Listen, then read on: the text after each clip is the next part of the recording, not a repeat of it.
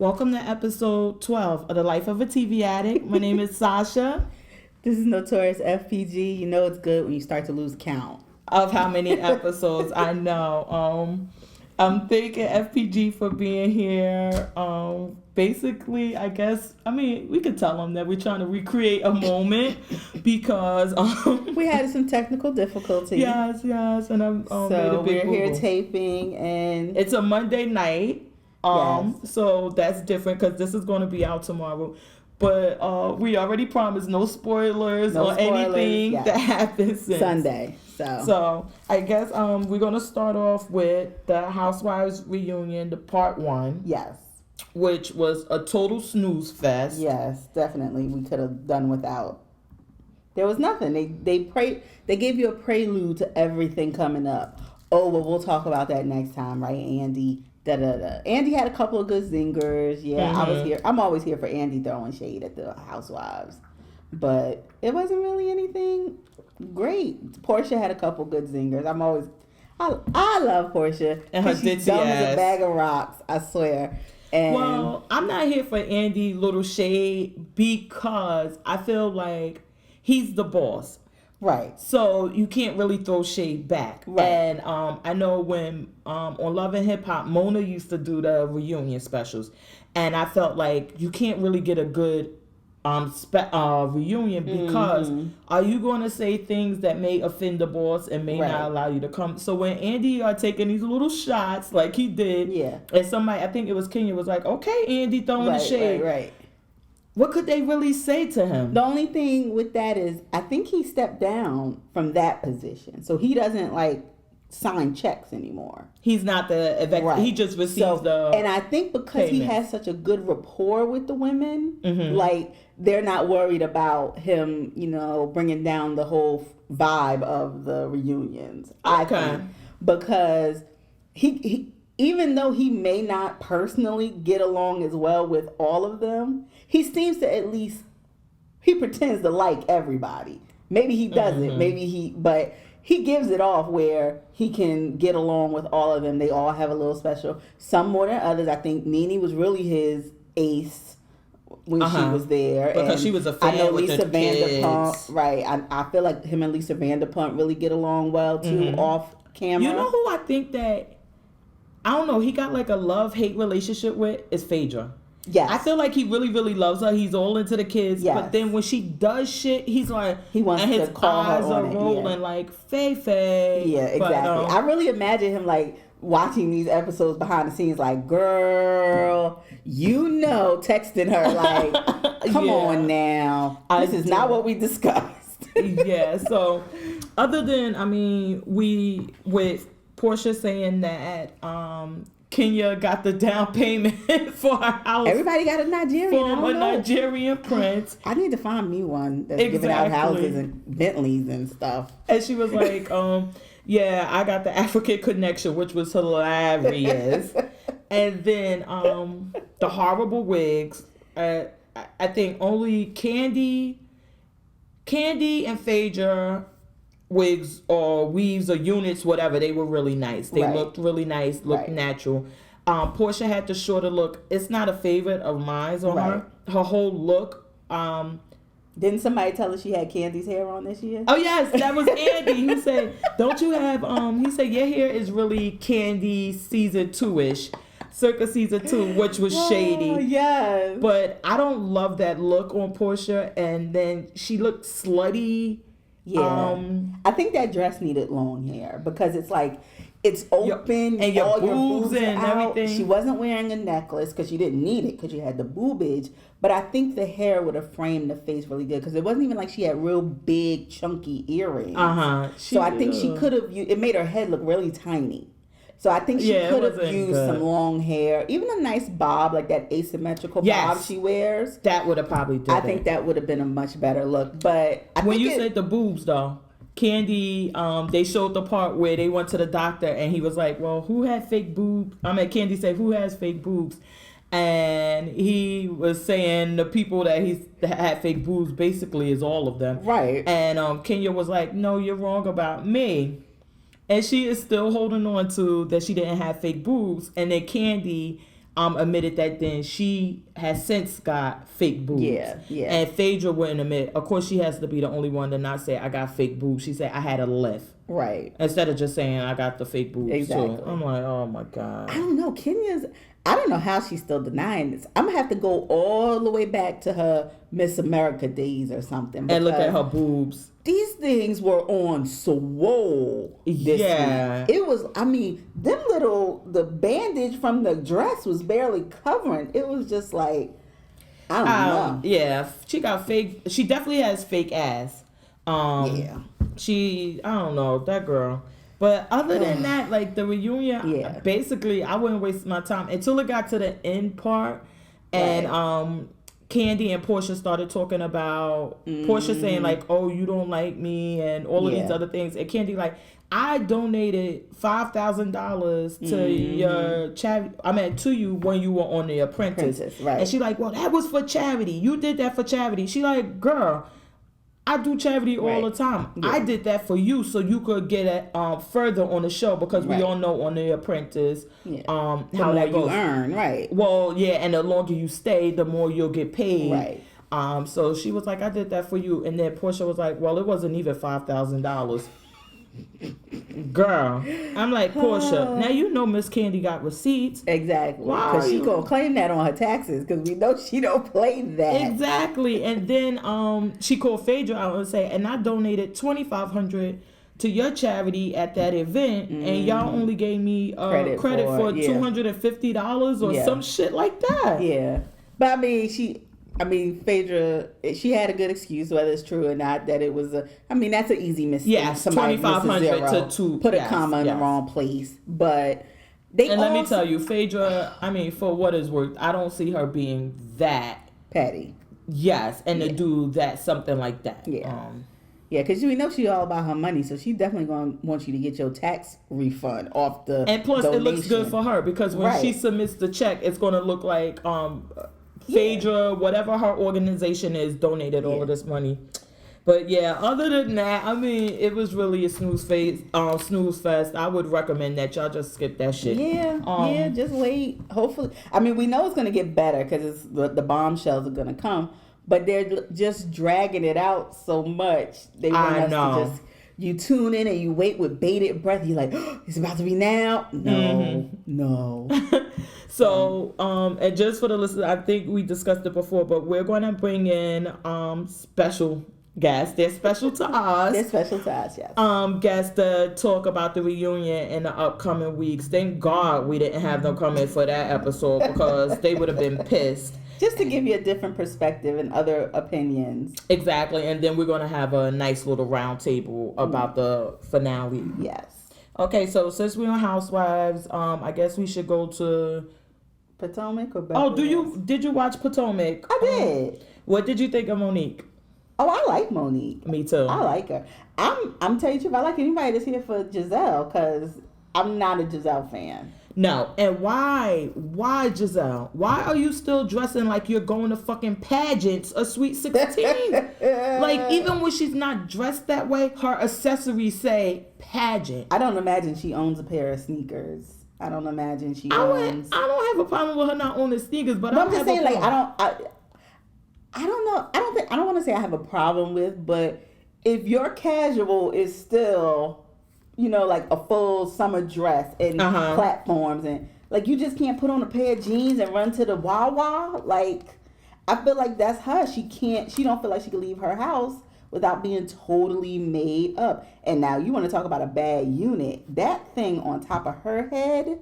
Girl, it looked like she waiting for her child support check to come through so she could go get a new one. Like, gay pastor, when are you going to send that money? And see, she ain't got the memo that, what's her name, Sharice? Is that the one with Eddie George? Yes.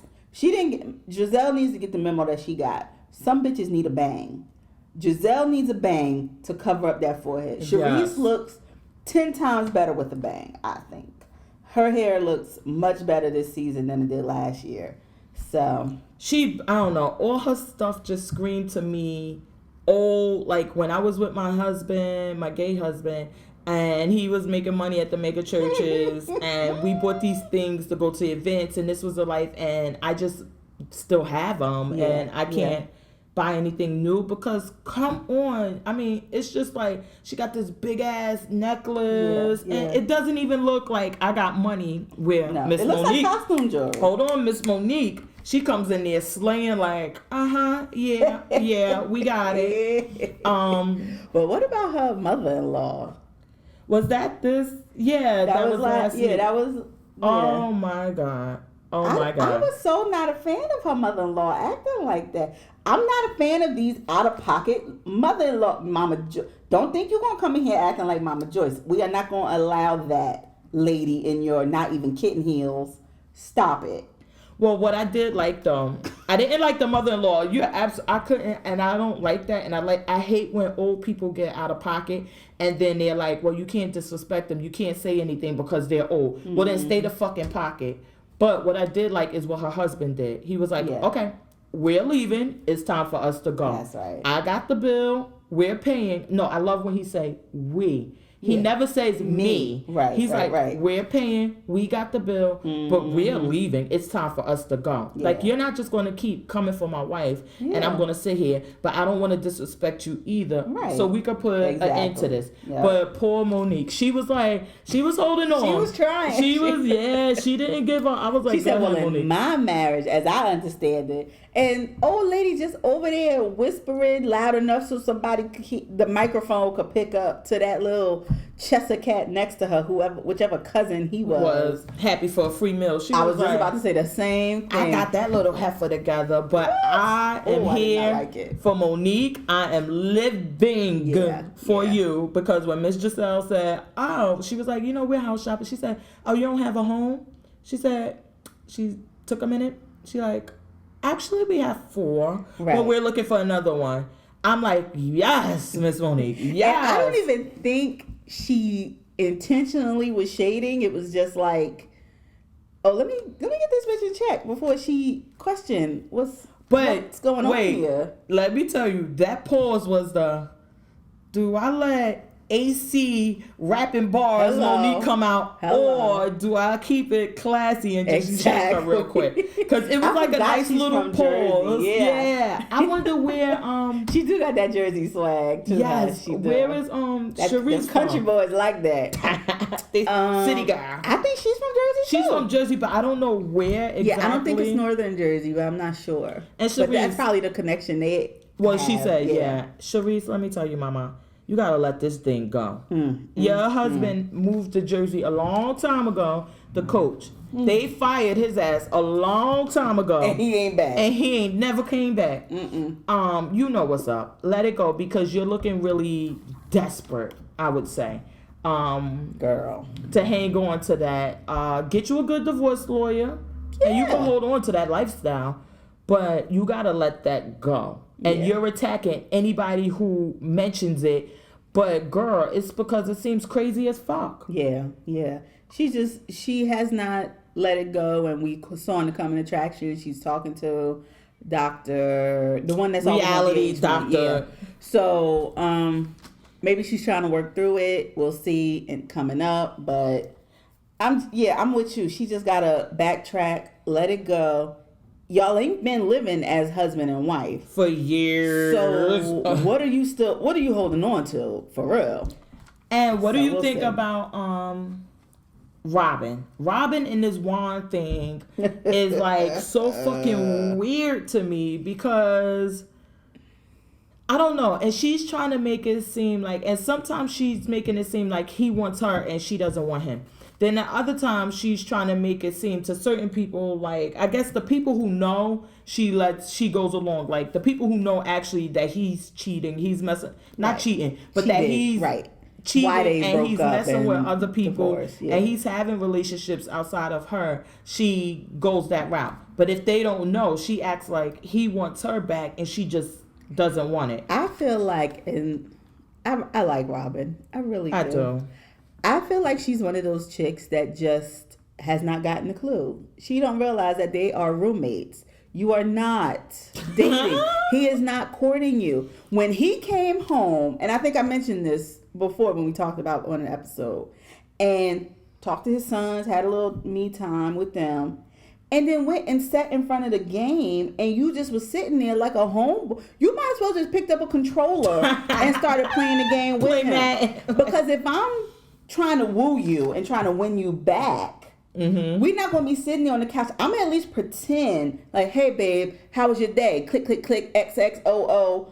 How was your day? I'm going to at least pretend like I'm listening to our conversation while I'm trying to play Madden or whatever, NBA 2K. But he had nothing for her. She was just sitting there looking desperate. Yes, watching like a puppy dog. Like, yeah, like when you used to go to the park when you was little and you see the little girlfriend watching the guy play basketball. Yes. This is what she looked like. Like she was just sitting there holding like his jock. That was her lifestyle before that. She would just sit around and do whatever. I think it was. And he took... But it's like...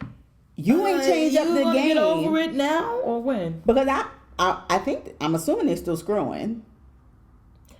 But I believe that he is with other women because I believe I'm correct though, because I remember last season she's saying that they had the discussion and he didn't want to say it, but yes, I am dating other people. Because she said, well, are there other people? And he kind of like, so, and other people were asking her and she's like, well, we don't bring anybody home, but she's like, I'm not, which is, I mean, yeah. So I guess that. So he still has privileges. If he wants, he still comes home to a clean house, a cooked meal, sons being.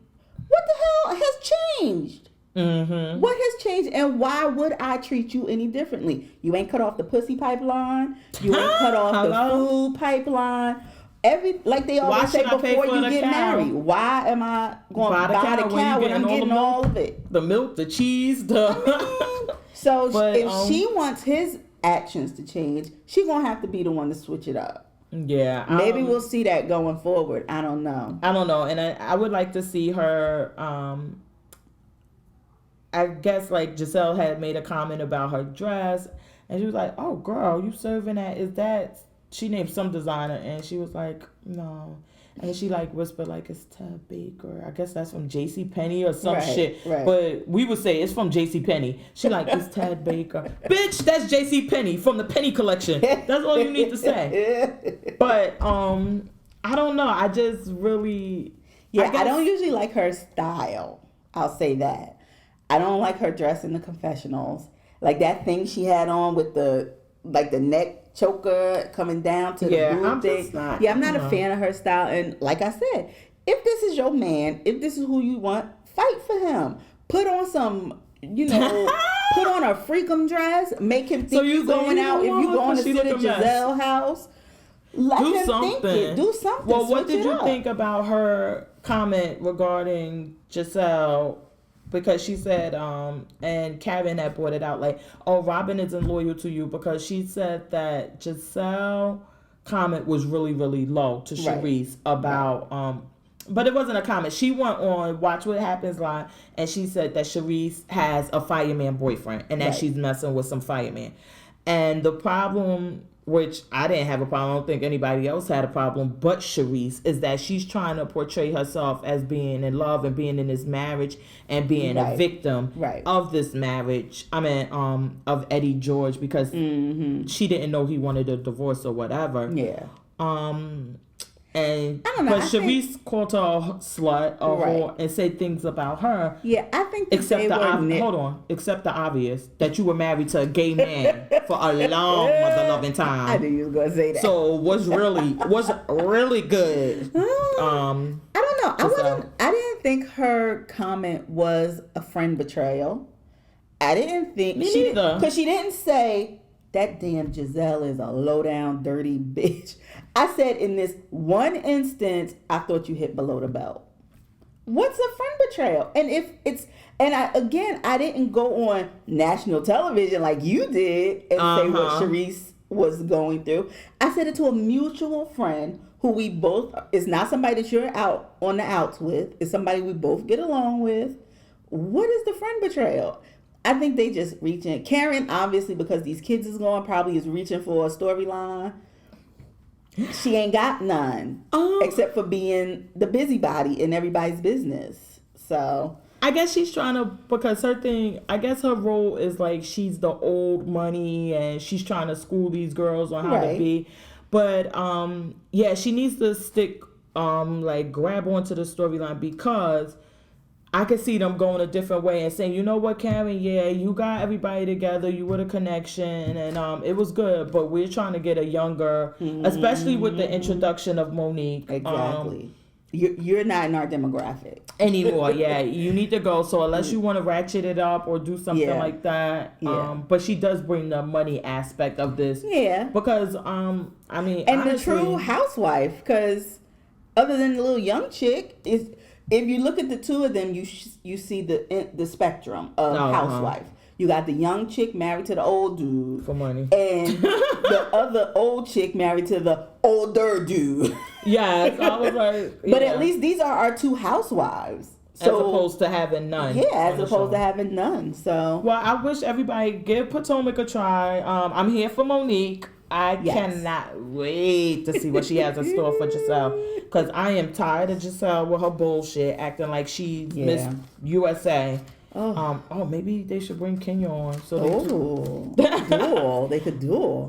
But while we're on Housewives, we might as well go to naturally New York. Hey, those are girls right across the river. Oh my God, the old. I don't know about this. The OGs, I will call them. Yeah. I mean, Bethany and Carol. I mean, I told you I had a problem with Carol in this whole election thing before, just disrespecting people's opinions. Because she said I was a reporter. And like I said, I feel like everybody can go onto their phone. Everybody has a handheld computer almost. And you can at least Google one article that can give you a perspective. And maybe it's the opposite of my opinion. Maybe it fuels my opinion, but it's still, I can do research. Everybody can be a reporter. We see on Twitter, everybody thinks they're a reporter. Everybody retweets something and puts their own spin on it and their own opinion.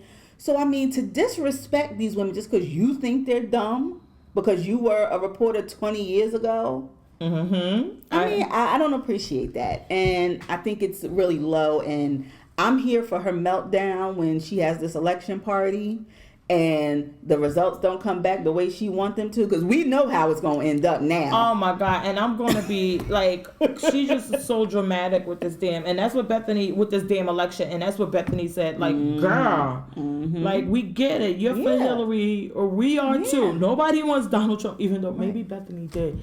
Remember, she was on The Apprentice. I was about to say, that's my first. But even in that, I don't see any of them. The only one that I would question is that damn Ramona. Oh, I was about to say Luann. Possibly Luann, but I don't know. I see her as worldly, even though, you know what I mean? So I see her as having interacted with people of so many different backgrounds that she couldn't see herself aligning with someone with Trump. I could be wrong. Her personal opinion could be totally different. But I'm like, as a countess, you go to places that you've never even heard of and have to interact with people and hold babies that are bleeding from the eyes and stuff. You know what I mean? So I'm like, I see her being a little more worldly, but that. What did you think about the because then, yeah, we see Ramona getting a little, well, she's always been crazy, but she's getting a little crazier because she sat there and she said, first she went off on Bethany for not emailing her before she purchased the dogs, or immediately thereafter. Then she shows Bethany pictures of her and her daughter, and before Bethany could say a word, she's like, you're supposed to say we look beautiful. Bethany like, well, give me a damn chance. Like, I want to ask you about the dress. I want to ask you about the boy. And then they get to this dinner, and she's like to Bethany, oh, well, you, she brought up she called it porno. Yes. But I don't think it was that type of thing. And even they was showing the pictures, and Bethany like, I had my top off when I was trying to be an actress out in LA. Right. I did this low budget movie and it surfaced or whatever. So she asked Bethany about that, and she said, well, have people approached your daughter? No, first she started with taking jabs at Bethany. She was like, does your daughter go to private school? And Bethany's like, no, she goes to public school. And like, on the Upper East Side. Yeah, so I'm about to say, you know how we say, like, girl, that ain't public. I mean, you going to school with everybody, rich kid, like that ain't really what we were thinking. But I guess she was trying to call Bethany out on like, you all is real, you all is down, and you send your daughter to private school. But she like, no, she goes to public. Then she said, well, has anybody approached her about your porno? And Bethany, at first, it seemed like you could see on her face, like she was shocked, but it seemed like she was also hurt and offended that Ramona, as supposed to be her friend or whatever, would say something like that. Right. But then, in true Bethany fashion, she comes back and said, well, actually, Diane Sawyer came to the playground and interviewed her about it. And she like, well, no, I'm being serious. She said, yeah, I'm being serious too. And I was like, give it to her, Bethany, because how fucking stupid was that? And another great comeback would have been, she could have asked her, well, how many people have interviewed your daughter about your divorce and husband's philandering and all those things? Oh my God, yes. I'm like, Ramona got a lot of damn nerve. We see you on here every week, getting ready to pop it open and bust it open for she anybody always going on a date. When the man came to the apartment and was just taking measurements, I thought she was about to jump his bones right there. Because at first, let me tell you, when Ramona first got divorced, I was like a little shocked because her and her husband really seemed like they're in love. It seemed like it's just this reality TV curse. That everybody goes through. I think everybody on the damn show now has been divorced. Mm-hmm. But she was really like, I don't know what to do. Right. I have been married to this man damn near half my life. Right. I don't know what to do. So she took a really aggressive approach to it. Mm-hmm. But it's like 2-3 years later, maybe more, and you're still taking that really aggressive approach. Like either the shit has paid off. She giving Cougar a name that I ain't never even seen acted out like this before. Exactly. So she is on the prowl. Because even Dorinda, when she walks in the room, everybody's like, oh, Ramona got a date. The girls is out. Everybody knows her whore uniform that she wears out on these dates. But what is her beef with Bethany this season? And I don't know, because last season we saw them in a good place. Yeah. And now we come back to this season and it's this little petty nitpicking all the time. And then her and Luann sat at the table and they were talking about Bethany, and she's like, I can still hear y'all. I'm sitting right here. Yeah. And I don't know, because we didn't see what happened. Yeah, the camel. I don't know, maybe it's the Bethany and Luann rift that she's trying to show she's picked her side, and it's Luann. But I know she had a problem. They had a problem before, because when Bethany had the show, Bethany said that she came, she didn't have any clothes to be on the show. We, production at my show gave her a dress, and she kept the dress. Mm-hmm. She's like, okay, it's not a big deal, but you did keep the fucking dress. How else am I not supposed to say you kept this dress and you didn't pay for it? But it seemed like they got over it, and then she's just being petty to her. But you think it's the Luann thing? I think it's the Luann thing. I think it's I think Ramona is trying to prove that she's Luann's friend, even though this whole Tom situation had went down before. And so what's the point? She appeared. Well, remember, and when they were at the garden party or whatever, she was referring to what she knows that she won't tell her. And she doesn't want to know what she knows. And I'm like, oh, so, okay. Maybe I get it. Maybe she's trying to get close to Luann and friend her and show her, like, I'm loyal to you. I'm your friend. So when she goes to drop that bomb on it, it'll be more. I don't know. We'll see as it She's goes. Just reaching. But yeah, definitely. The socialite, again, this is week 2 with you, and we are ready for you to go. Yeah, we're bored. Andy, can you call her agent or someone and just tell her, like, she's going to be downgraded? Well, she's already downgraded to a friend, but can she just be downgraded to a non-appearing friend? Guest star in an occasional episode. Because I'm like, why? Okay, so we pretty much know why you're here. You're basically here because Ramona is Sonia is the girl about town. Everybody has either boned her or wants to bone her to get on that resume. And you're looking for a husband. You're looking for a husband and somebody to fertilize them frozen eggs.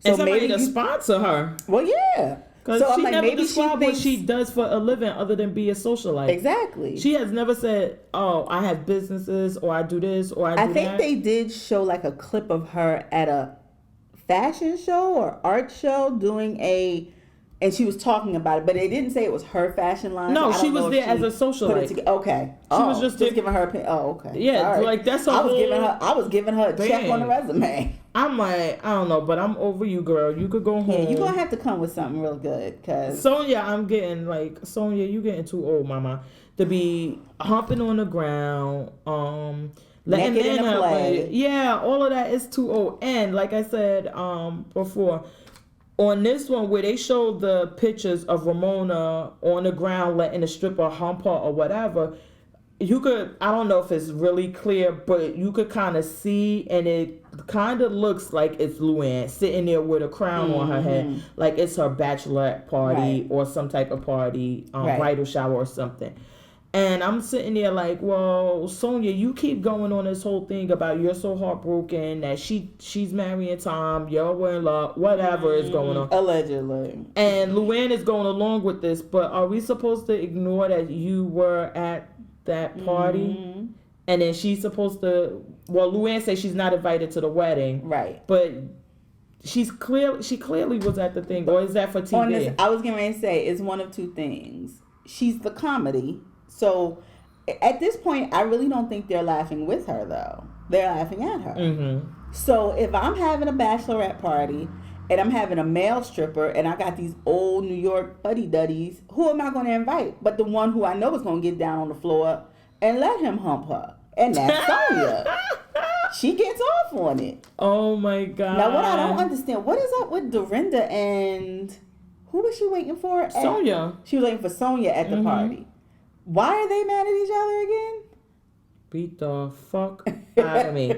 I'm sure it has something to do with the whole Tom thing or whatever, because Dorinda is the one who introduced Luann to Tom, which Luann, if you had hung out in enough bars with the cameras, he would have found you because he's looking to be on the Housewives. So don't thank Dorinda yet. I mean, don't make her your maid of honor or anything. She did you no favors. Luann is basically looking for a sponsor, so she doesn't give a fuck. I mean, but girl, they a hot mess. I can't wait to see how this season plays out with these girls because I still love them. I do too, and I'm glad to see Bethany's dating. Yes, yeah. Well, I believe, even though they try to do this thing, I believe she was dating prior to the divorce. Oh no, I'm certain. Yes. Yeah, but they have. It's just she was trying to not be messy. Yeah. Which at that point, honestly, in my opinion, I wouldn't have looked at her any different or any type of way. Because you were clearly separated for a long time. Y'all have rich people problems. It's not like y'all broke people where y'all could go to the courthouse, pay the $300 or whatever, and get divorced. Right. I mean, there's property, there's assets, there's this, it's future earnings, all of it. Like, you're gonna need time. So nobody cared that you were dating prior to with that fucking gold digging husband you married. I was gonna say, and she was the one who had like the fan base, the following. So even if it had come out beforehand, I don't think it would have hurt her brand in any way. Yeah, me either. That she was dating, but yeah, she wouldn't be putting this guy on camera so close to her divorce if they had just started. She had just swiped right. No. Yeah, we're not stupid. So. We are not stupid. So now that's our all the housewives because we got Atlanta, New York, and Potomac. Yes. So now let's go to, while we're talking about wives. Yes, we're going to the Ratchet Wives. Basketball Wives. They are back. Yes, we saw the return of the Basketball Wives this week, and Evelyn is back. Dun dun dun. And I was sitting there like, why are you here? And I guess Tami answered my question because my whole thing was, Evelyn, you hit the jackpot. You had a baby by a baseball player who signed over $100 million contract. Oh, shit, wait, hold on. I just had an epiphany. Remember her basketball boo that she ended up, how she got on the show and everything, who she was with. He had signed $100 million or some crazy shit. He had the contract. He broke.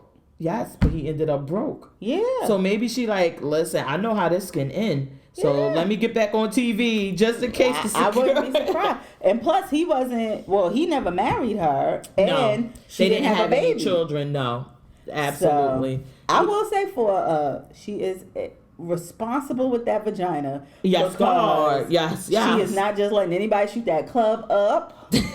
And she said these last few eggs, she was listening to her watch, listening to them eggs drop, and she said, "We're gonna make these suckers count." Yes, like she is managing the shit out of that cooch. I mean, she comes on the show talking about she ready to pop out another one for him. Yes. Well, when she was on her own show, I never really watched it, but one of my friends, my best friend, she watched it, and she said that one of the episodes, well, one of the seasons, whatever was going on, but that she actually was pregnant, but she was going to the doctor, and they're like, the levels, whatever these hormone levels that show that you're pregnant, they keep dropping, so you're going to lose this baby. You're miscarrying. But it was like early along, like it's not sticking. Yeah. Basically, is how they say it. So, and then she went through and said like she had 3 miscarriages all of this time. Yeah. And she's been trying to have a baby, which... Evelyn, I'm going to give you a pass on you trying to have more kids because you just had one. So apparently the coochie cool. It's been 3 years. I think she's like 39, 40 maybe. Yeah. She got her, it's not a time limit, but she want to hurry up and lock these 2 checks down. Hell yeah. She like, listen, I need to keep this going. But fucking Tami, you got to stop. You must stop. You are 45 or 46 years old. Trying to have a baby by Mr. Truck Driver, 28-year-old from Texas. Knock it off. Knock it the fuck off. Unless you bump genitals or whatever with a freaking baseball player or a basketball player that has $100 million contract, you keep that shit. Stop it. Stop. The shit is just ridiculous at this point. Stop it. Oh my God. Stop.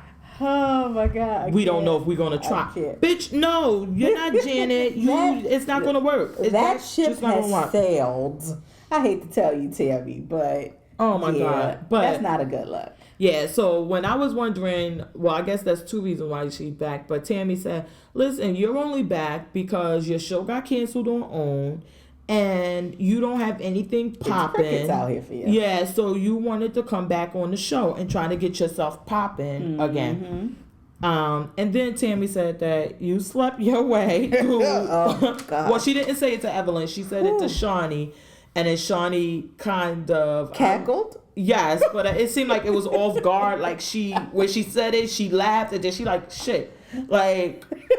Girl, she was like, you slept your way through 3 players associations. Oh my God. And it was true. It's true. So it's funny. But I told you she still got golf and soccer. Yeah. So Beckham hurry up and have this baby. So you at least got your baseball checks right. Yes. And then you can move on down the line for soccer. But girl, let me tell you. So apparently their beef is Tami's beef with Evelyn is that Evelyn said on some type of interview or whatever that her and Tami weren't friends. They could never be friends and all of these other things. Right. Evelyn's beef with Tami is that she's making her look like she was a homewrecker. Which, girl, listen, you made yourself look like you were a homewrecker. That was 20 years ago. Nobody cared. The current issue was with this baseball player because he had just had a baby with a woman he was with and had other children with, and then you come along and then you distract him, and then you get pregnant and now he's your fiance. Yeah. So that's the problem people have with you. You set the pattern. Yeah, nobody cared about Kenny. Kenny wasn't even her husband when she thought she was a...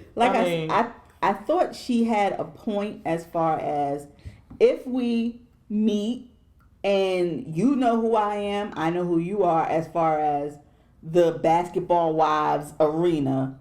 And then 6 months later it comes out, oh yeah, not only that, I slept with your estranged husband.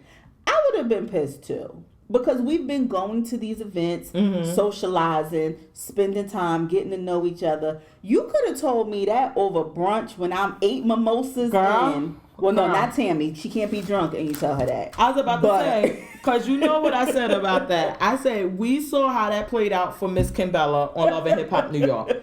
When she decided that, listen, if I'm going to be around you girls, I need to get this out. And she decided to tell Emily at their first meeting together that she slept with, well, she called it dating. That she was dating. But we know what that's code for. Yeah. Dating is code, or I should say dating is thought for smashing. Right. Exactly. And maybe getting a call back. Exactly. Exactly. So she told or getting a pocketbook out of it. Yeah, you get something other than just, I mean, I guess what she. But I really think that even in that respect, Chrissy was wrong. Chrissy was the one. Wait, Emily didn't even do anything. She was like, "Okay, Emily ain't a fighter. I totally respect that you're telling me right now that I just had a baby and that you just were sleeping with my. I totally respect that." And Chrissy like, "The fuck? No, I got this for you." But see, I think even in that respect, Tami didn't have any illusions about what Kenny was doing. You know what I mean? So you think it was out there? Emily and Fab were still together at that point. So as my eyes roll together, and Emily said, well, you know what I'm saying.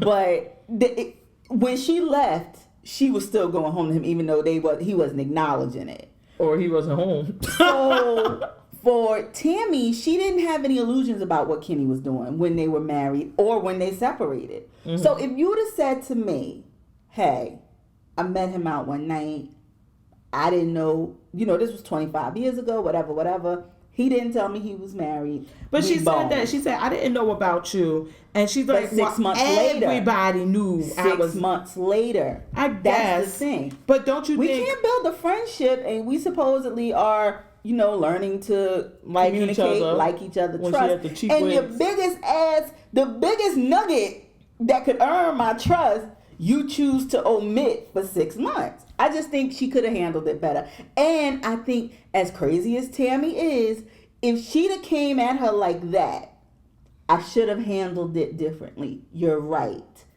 I think Tami would have still cast the shade, told her she slept with but she'd have appreciated it. I don't know. I think that she'd have Evelyn defense.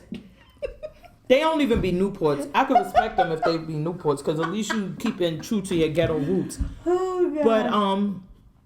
But because it makes it seem like Evelyn is that groupie chick that they were all hating in these early seasons of what's her name. And even Jennifer, when Evelyn and Jennifer had their issue, Jennifer's problem with her was, you're doing the thing that these girls have been doing with our husbands for so long. Right. That they flying them in and smashing them, effing them. Yeah, and then send them. You did that thing with Chad Ochocinco, and this is what we're supposed to be against. Yeah. And that's where they little rift came to. And it seemed like, okay, Evelyn, you were supposed to be with what is the guy name? I forgot. But you were supposed to be with him. And you saying you were with him for 10 years and this and that. So how you get a chance to sleep with my husband while you were there? Because you were in Boston. You weren't living in Boston on your own. Yeah. You were there for him. Yeah. So at that time, he was already broke. So I guess, she in that 2-bedroom apartment. She said, no, not me. Not with this. I don't know. I guess that was the image that she may have been trying to avoid. And then when she realized, because she did say it at the table, she I actually like her. Yeah. And I want to have a relationship with her. And she but I feel like they would be, if they can get past this, they would be like a freaking frack, like a good I guess they're friendship. Not. Yeah, but they're not handling it right, because Tami, if your issue isn't about that, then when she said, listen, you're making me look like a home wrecker, this and that, you should have said, girl, I don't even care about that. What is it that you want me to say? That I wasn't married to? Yeah, we were separated. You slept with him. Yeah. That's over. Instead of trying to go back to, we got divorced in 99 and I filed here. And I feel, why are you? And then when Evelyn leaves, she's like, well, that wasn't my issue. But then why did you make it an issue? That's what you harped on. Yeah, when you could have just said, listen, I don't care about him. They both are handling it wrong. And then Evelyn had an issue. Jackie had an issue with Evelyn, which I still don't understand Jackie's issue, because I'm you weren't helping the child. Mm-hmm. We know that you don't like her, really. Exactly. She's the no pun intended black sheep of the family. Hello. So why are you mad that somebody helped her? You should be glad. Instead of her having to have a GoFundMe up there with me and every other poor person that watches this show donating $5 and her still waiting for that check to clear, Evelyn took care of it. And I say the same. What I said is that I think that Jackie, now we know that her daughter is messy. Yeah. And that her daughter has this gripe with her mother, and that she has since wrote a book about all her issues. But it has to be about her mother. Let me clarify. I haven't read that book. I haven't read any parts of that book. I could give two fucks about that book. I don't intend to read that book. But it has to be about her mother, because who the fuck cares about her? Right, like, exactly. That's what makes you have to talk about relevant. That's what gives you your name. Exactly. So I think that Jackie whole thing is like, did you donate to my daughter because you wanted to be petty because she's being messy and she's doing these things?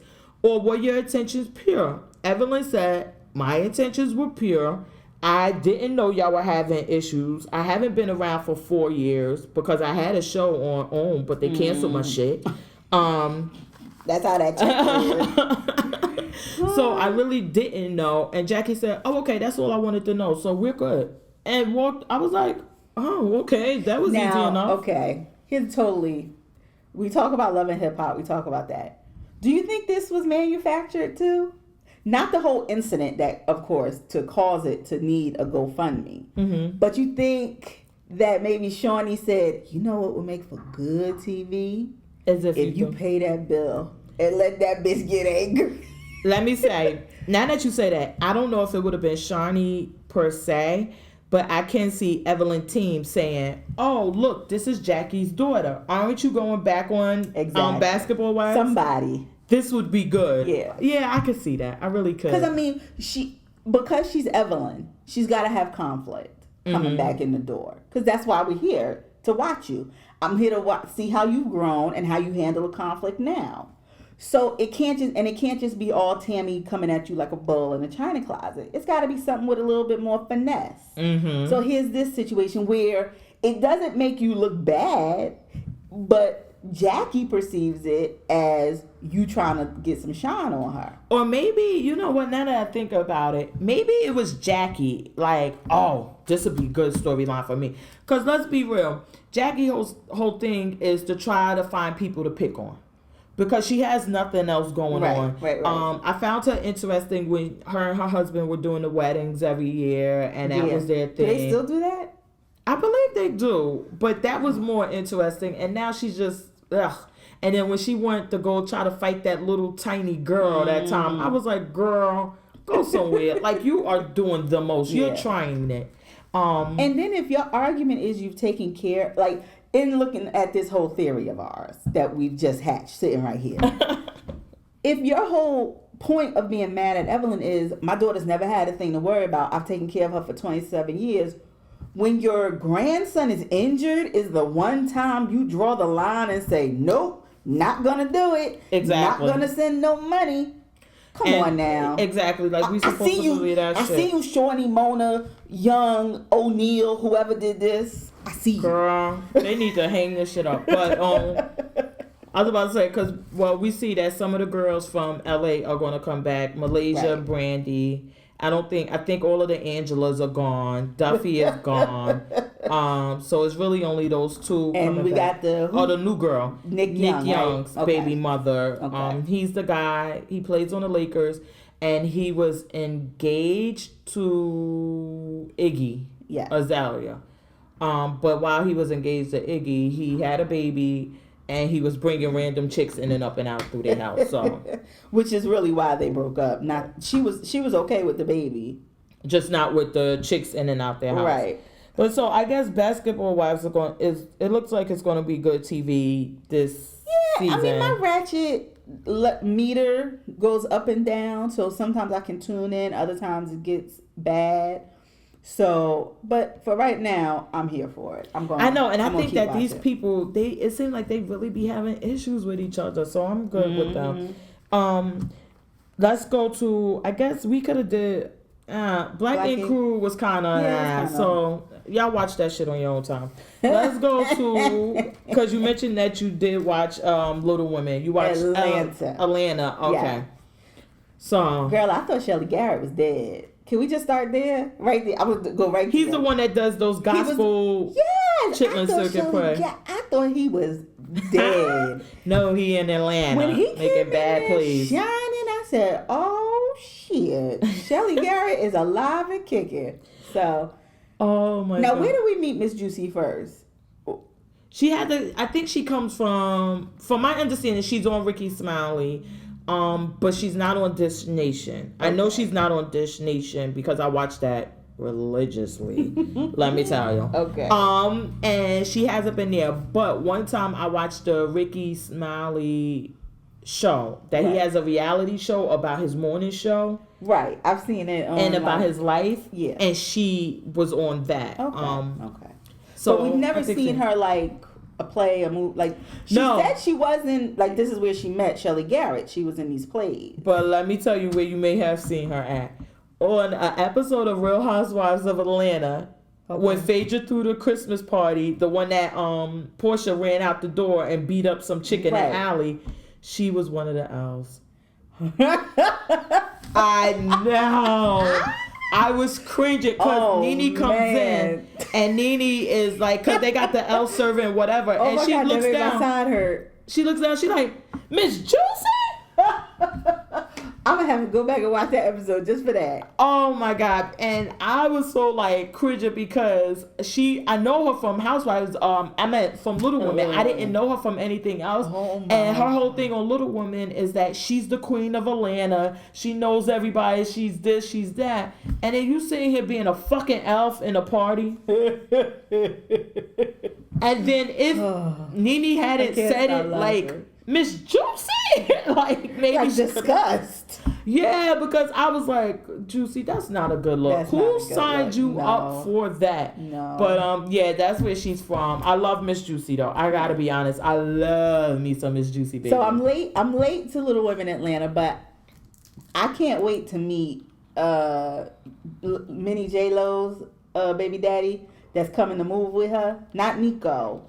The one that's coming to move with her, Devon or something like that. I haven't watched enough episodes where I've seen him. No, so because I haven't. Listen, I watched all the episodes, and basically he comes and gets all the kids, even the ones that's not his, and then he leaves. So this will be interesting. And then he drops stick around, move in with her. Yeah, well, he's the one who actually takes care of the kids. Nikio is the deadbeat. And when Nikio lived with her for a week or so, he was like, I was at your house and I had to take care of kids, even the kids that's not mine. I'm like... And that nigga was like, welcome to my world. Hell yeah. Like, about to be +1. Hello. And so I would like to see his dynamic. I really think that this guy is still in love with her.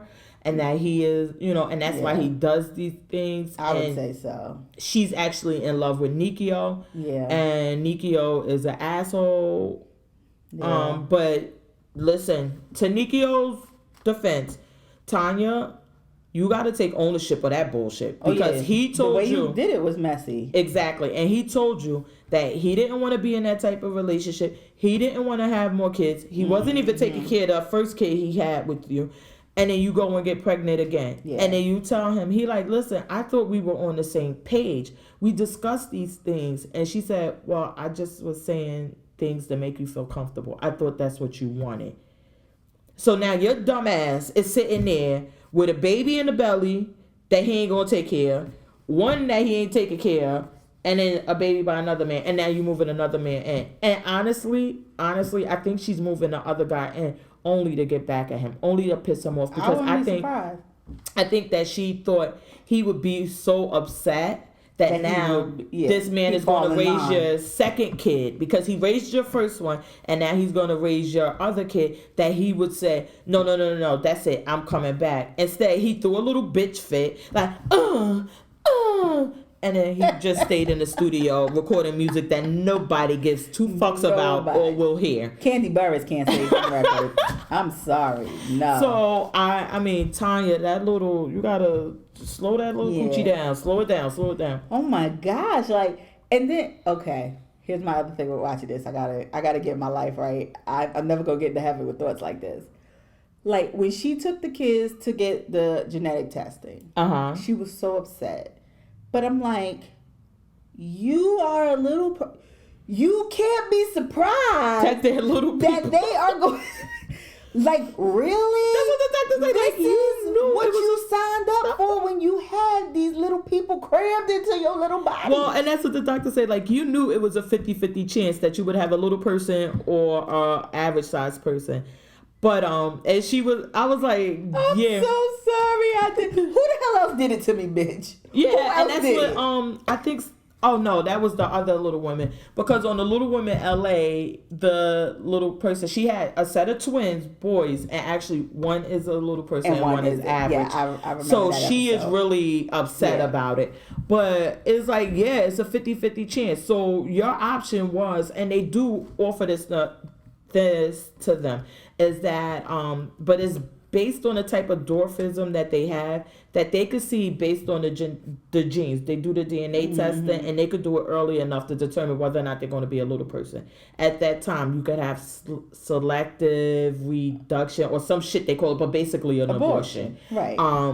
So when you bypass that, you knew the chances, and you also knew what would happen. Yeah, I mean, it's sad, but like, in that respect, I don't want to say that it's mean, because everybody has the choice to procreate. But you made that decision. I'm a little person. Okay, maybe I don't fuck a little person. Maybe I do fuck another little person. Your chances of not having one are so great. Versus, like, look, we know the whole science, the zygote 4 ways. 25. Wait, no. You know the science, because my ass is like, the zygote, who the hell is he? And did he fuck Tanya too? Like, I don't know. But I'm saying, like, if both your parents have blue eyes, the chances that you come out not having blue eyes are so greatly reduced. So I guess that, because they do, and then it's another thing that they do, but I guess you would have to have the money, is that you can have basically with the test tube babies. So they would do everything in the lab, remove it, and then insert it, so then you would guarantee not to have a little person. But it seemed like some people are happy about having little people, other little babies, and the other ones are not. And apparently she's not, but she hasn't stopped getting pregnant. I was just about to say. Like I can understand you being upset, number one. But number three? Like, oh, it's a chance. Oh, I'm not going to fall in love with this little person over here. I'm going to give me a 6'8" motherfucker. No, her baby fathers, none of them are little. No, but that's what I'm saying. Like, you intentionally plan to say, I'm going to put all my eggs in your tall ass basket. And it still comes out. Okay. The third, fourth one down the line, bitch, girl, just know. All of them eggs is little people that you drop in. I don't know. So when she came on she came on last season as a friend, and was being introduced. I was all here for her. This season, I'm just not here for her in this messiness. My twins, I'm still here for them. I love one. The one without kids, I love her more than I love. Okay, so which one likes Moni? The one with kids or without? I think both of them don't have a problem with Moni. Well, this week we saw where Miss Juicy didn't invite Minnie. Okay. Miss Minnie. She didn't invite her because Miss Minnie is a crazy bitch. Oh, you can tell. You can tell. Miss Minnie, first season, she lied and said she had a boyfriend and his name was Pastor Troy. I never heard of Pastor Troy prior to that, but Pastor Troy is fine as fuck. Well, he's a rapper with dreads from the South. He's a rapping country music artist. But he is fine as fuck. Okay, so the first season, I ain't mad at her for picking that. I fucked Pastor Troy. Shit. So the first season, she said that he was her boyfriend, and she was going along with this the whole season. So then eventually, I can't stop laughing. I know. Eventually, she told. Well, no, Miss Juicy went off at her and said, like, they got into a fight. Her Moni, the taller one, had actually threw drinks on Miss Juicy and fought her at the birthday party because Miss Juicy said, I know Pastor Troy, and I know he's not your boyfriend. Like, you're lying about that. Yes. So Moni went off. Then Minnie eventually tells Moni and tells everybody else, like, listen, I was lying. Pastor Troy is not my boyfriend. Okay. But since everybody else had a boyfriend, I wanted to make up a boyfriend. Then, that was first season. Second season, she was pregnant by Pastor Troy. Wait a minute. How the Lord Jesus. So and then Pastor Troy, being a piece of shit that he is, because he didn't have anything popping or anything like that, he actually started going along with this and was posting up on Instagram with her and doing things so he could get on the show. I'm sorry, it's not funny, but it's a little funny. Oh, yes, it was funny. Because the second season, I was on Twitter and everybody was saying, like, does she not see he's only here to try to get this look on TV? Right. And then he even said he would be on Twitter like, oh, why they ain't play my song in that clip? Like, he wanted his music played on this. Yeah. So she was supposed to be pregnant. Then she says they throw a baby shower, all of these other things. She's like, oh, I had a miscarriage. So her and Miss Juicy get into it about this, and her mother, who is not even an Arab, her mother is just fucking big as fuck. Like, she's tall, big, everything. Right. Throws chicken on Miss Juicy head and attacks her. Oh my goodness. I know. And she's a grown ass woman because Miss Minnie is like 30 something. So her mother has to be like, in her 50s, like. So she does this to what's her name? So Miss Juicy like, all right, I didn't do anything to you. I just asked, were you pregnant or not? Because, you know, it seems weird. And you lied about having a boyfriend. They go to a psychic and the psychic does a reading of everybody. Okay. And everybody is basically accurate. They're on, and people crying and, you know, going through it. So the psychic goes to her and she said, I have a feeling, she was like, that it was a baby, but it really wasn't. You wanted it to be, but it just wasn't. So Miss Juicy like, so you saying she was never really pregnant? Miss Minnie gets upset and leave. So then we flash to this season. I think this is the third season. She goes to Miss Juicy. She like, I want to mend all of the fences with us. I'm sorry this and so I gotta tell the truth. I lied about the baby too. No shit, Charlotte. No, really? So, Moni, Miss Juicy is just not even here for you at all. But Miss Juicy kept giving her chances. So Moni, the taller one, who was Minnie's best friend, they were best friends, and she went off on Juicy for everything. She said, Minnie, my concern is you need help. Why do you keep lying about these things? You need So she's help. a mini Phaedra. Yeah, worse though. Worse.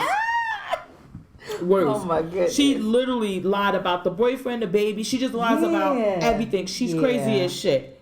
So Miss Juicy again tried to patch it up. They tried to patch it up, and she does some petty thing where she puts chicken wings on Miss Juicy bobblehead and like whatever it was. Yeah. So Miss Juicy like, listen, I'm done with you because I'm just done with you. So that was the whole thing why she didn't want to invite her. She like, every time I invite her, it's always some drama, and I'm just tired of trying to make it.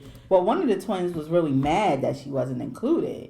Yeah, the one that has the kids. She's basically like, because through these seasons there have been sides, which the twins, they even went a little bit off on her about the lies, because one of the twins made her the baby godmother, the one that has the kid, because she said, you lost your baby, I feel so bad. You could be her godmother and you could step in that role. And then you find out it's a lie. Yeah.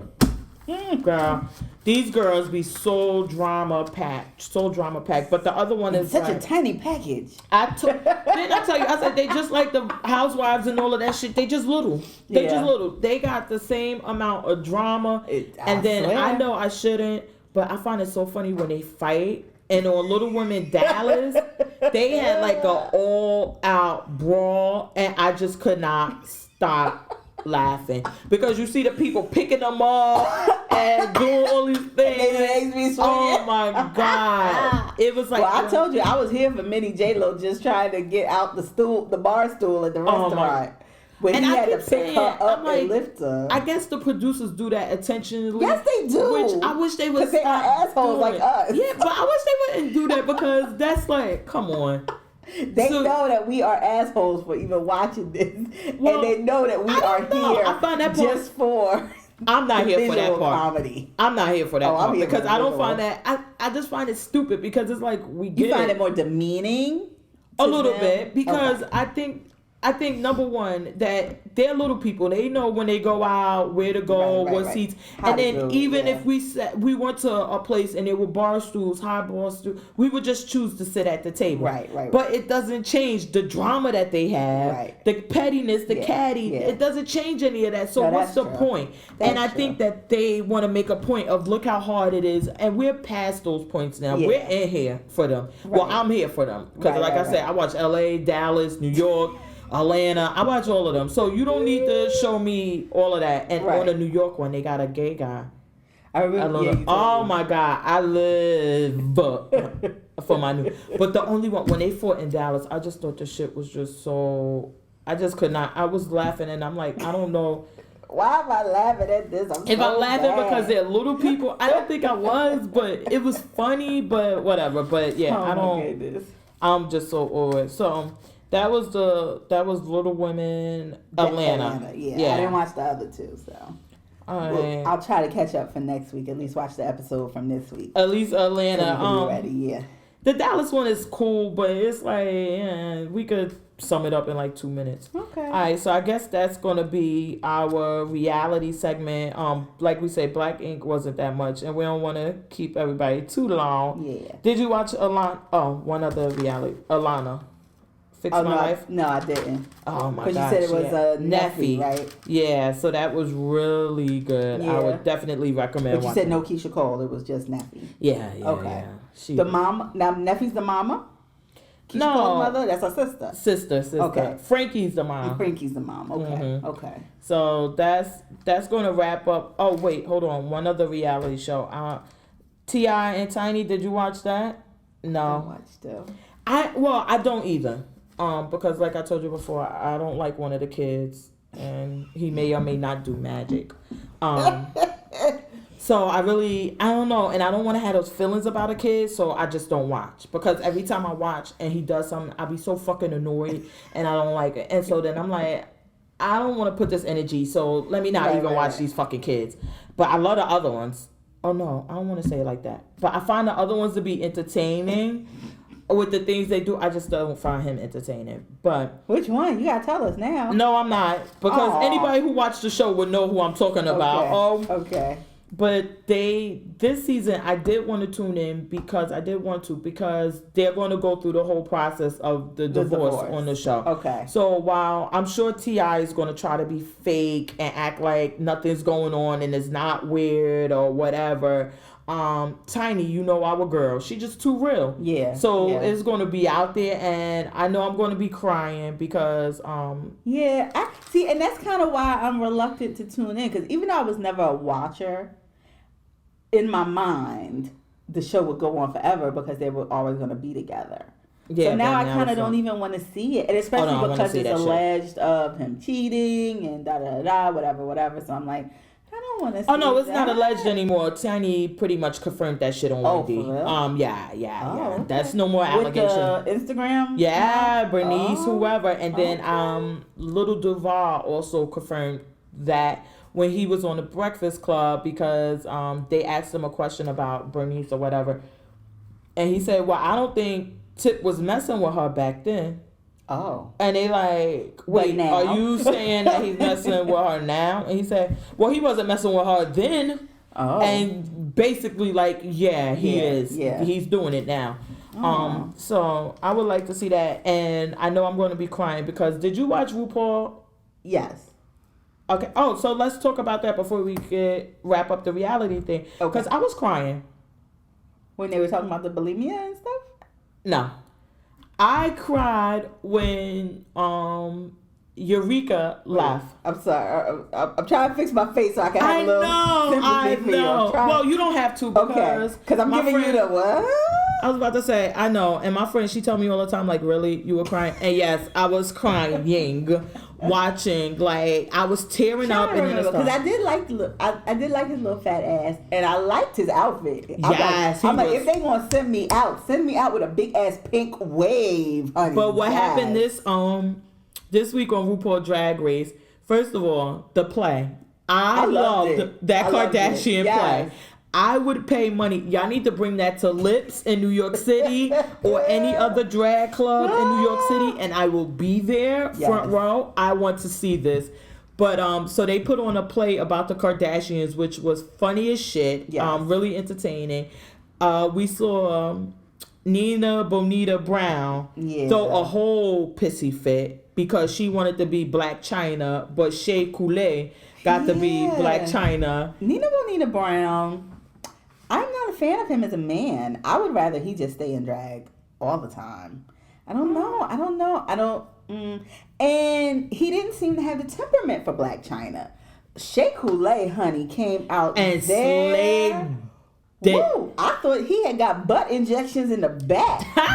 I was like, is this really like padding? Because you are dropping this. The other one that I thought really was awesome was the one that did Kris Jenner. Yes. And you know what? Honestly, until this week, he has never been on my radar. Exactly. I didn't even know his name. I'm like, wait. Who are you in this confessional? When they were doing this, I'm like, who the fuck is this? Yes. And then, but yes, he killed it. Yeah. I think it was, had he wore a better outfit on the runway, he definitely would have won the challenge because he killed it. But I think that because Shea Coulee, the outfit on the runway and that Black China performance was excellent, so she won. But Nina Bonita couldn't get over it. And then like the other one, Peppermint said, listen, it's only one black person in the Kardashian lives that's not a man. So everybody gonna be playing it's three of us. Yeah. Somebody's not gonna be that black person. And she's like, well, I just had a performance ready for Black China. It's what I do. And it was like, girl. Maybe that's what it is. His mouth. He just so loud. And he does that pouty thing where he looks up. Yeah. Because then he was sitting there crying. And they're like, what's wrong? Because, first when they made the selections, you voiced your opinion that you wanted Black China and you didn't get it. Everybody was like, all right, girl, get the fuck over it. Then, when y'all went to rehearsals, you voiced your opinion that you wanted Black China and you didn't get it. And Todrick was like, that's not what we're here for. Yeah, okay. You are who you are. Now get it together. He was like, looking at like, okay, am I supposed to give a fuck? I don't, what do you want? Yeah, he was looking like, what do you want from me? Okay.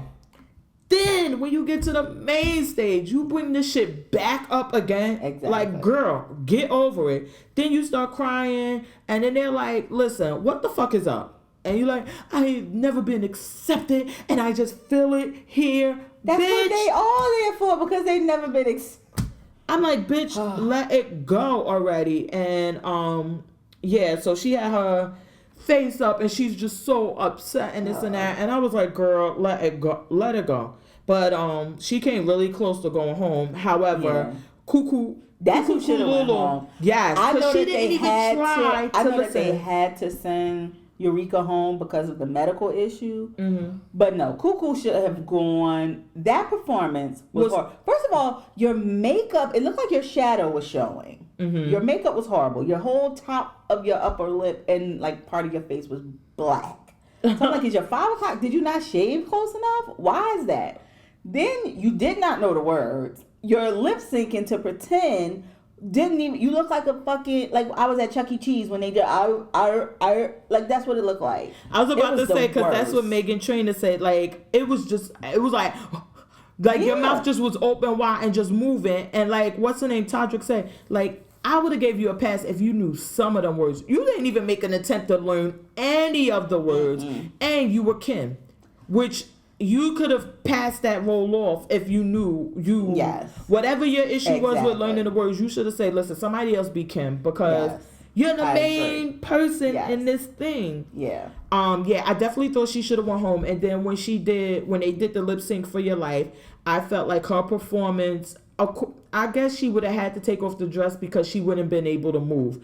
But it looked stripperish. Yeah. And it kind of came across desperate. It came tawdry and desperate. Yeah. Exactly. Yeah, and I was so happy because I'm like, Pheromone, don't do it. Don't take off your clothes. And then when she reached around her neck, I'm like, please don't take off your dress. Please don't do it. Please don't do it. Because we've seen in the past seasons where RuPaul had to even check them on this is because one, Shangela, which now she does this show where she watches the movies with them or whatever, and she was on another show. She pulled off her wig while she was singing and did this all-out performance and took off her clothes and stripped down, and RuPaul let her stay. After that, every queen did it. And RuPaul was like, listen, no more of that. I'm tired. Y'all supposed to perform, and you perform as queens. So, but one girl, oh my God, she slayed it. She went to go take off the wig, and RuPaul made that face like, bitch, you better not. No, you better don't. No, you better. And she goes to take it off, but it's another wig right under it. So everybody was like, yeah, because I was like, don't do it. But, yeah, I thought it was desperate. I thought she could have went home. But then somebody comes and they tell RuPaul, like, listen, Eureka, the doctor said that she needs to go home and rest. And she got to go. And I mean, I don't know. I guess I'm so reality TV skeptical now because I'm like, y'all knew this shit before I put this whole pink, beautiful outfit together. And I'm hobbled out here. I pretended to be Northwest on the crutches. I loved her Northwest. Yes, I thought it was so cute. But I'm like, I know they needed the drama and we still needed the, lip sync for your life and everything. But I'm going to tell you the most...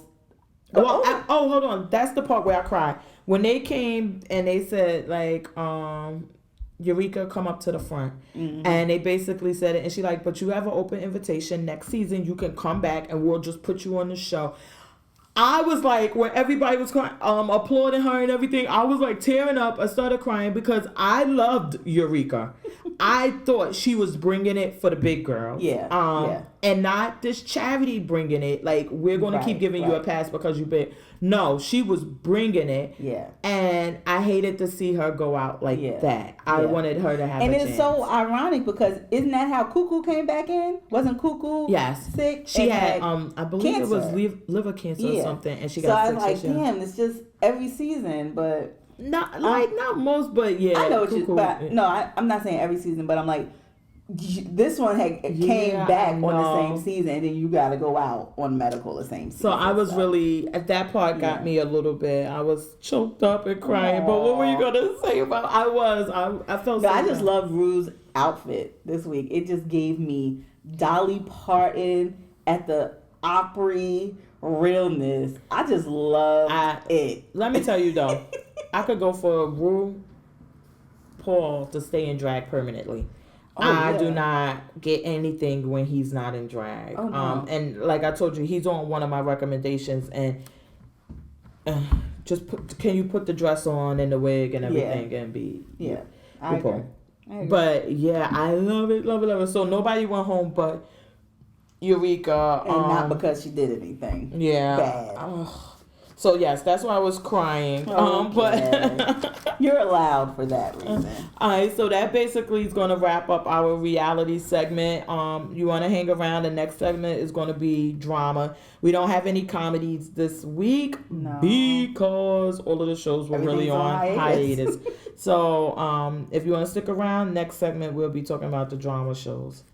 So let's just get right into it. That damn American Crime. That's when I was crying, the end of that. Really? I felt so bad for Shay. I felt so bad. And it was just because it just wasn't expected. Because I'm like, I know she's not at the place where she wants to be. She's, we know she says she can't go home for whatever reason. She's not hooking anymore, but she's doing this internet porn. Whatever that is. Just acting it out for people. And they're trying to tell her, you get more money if you find out what she's doing and talk to her. And this girl probably has had so many people come into her room and try to take things. And she just, when she saw Shay in it, she just lost it. And I don't think she intended to kill her.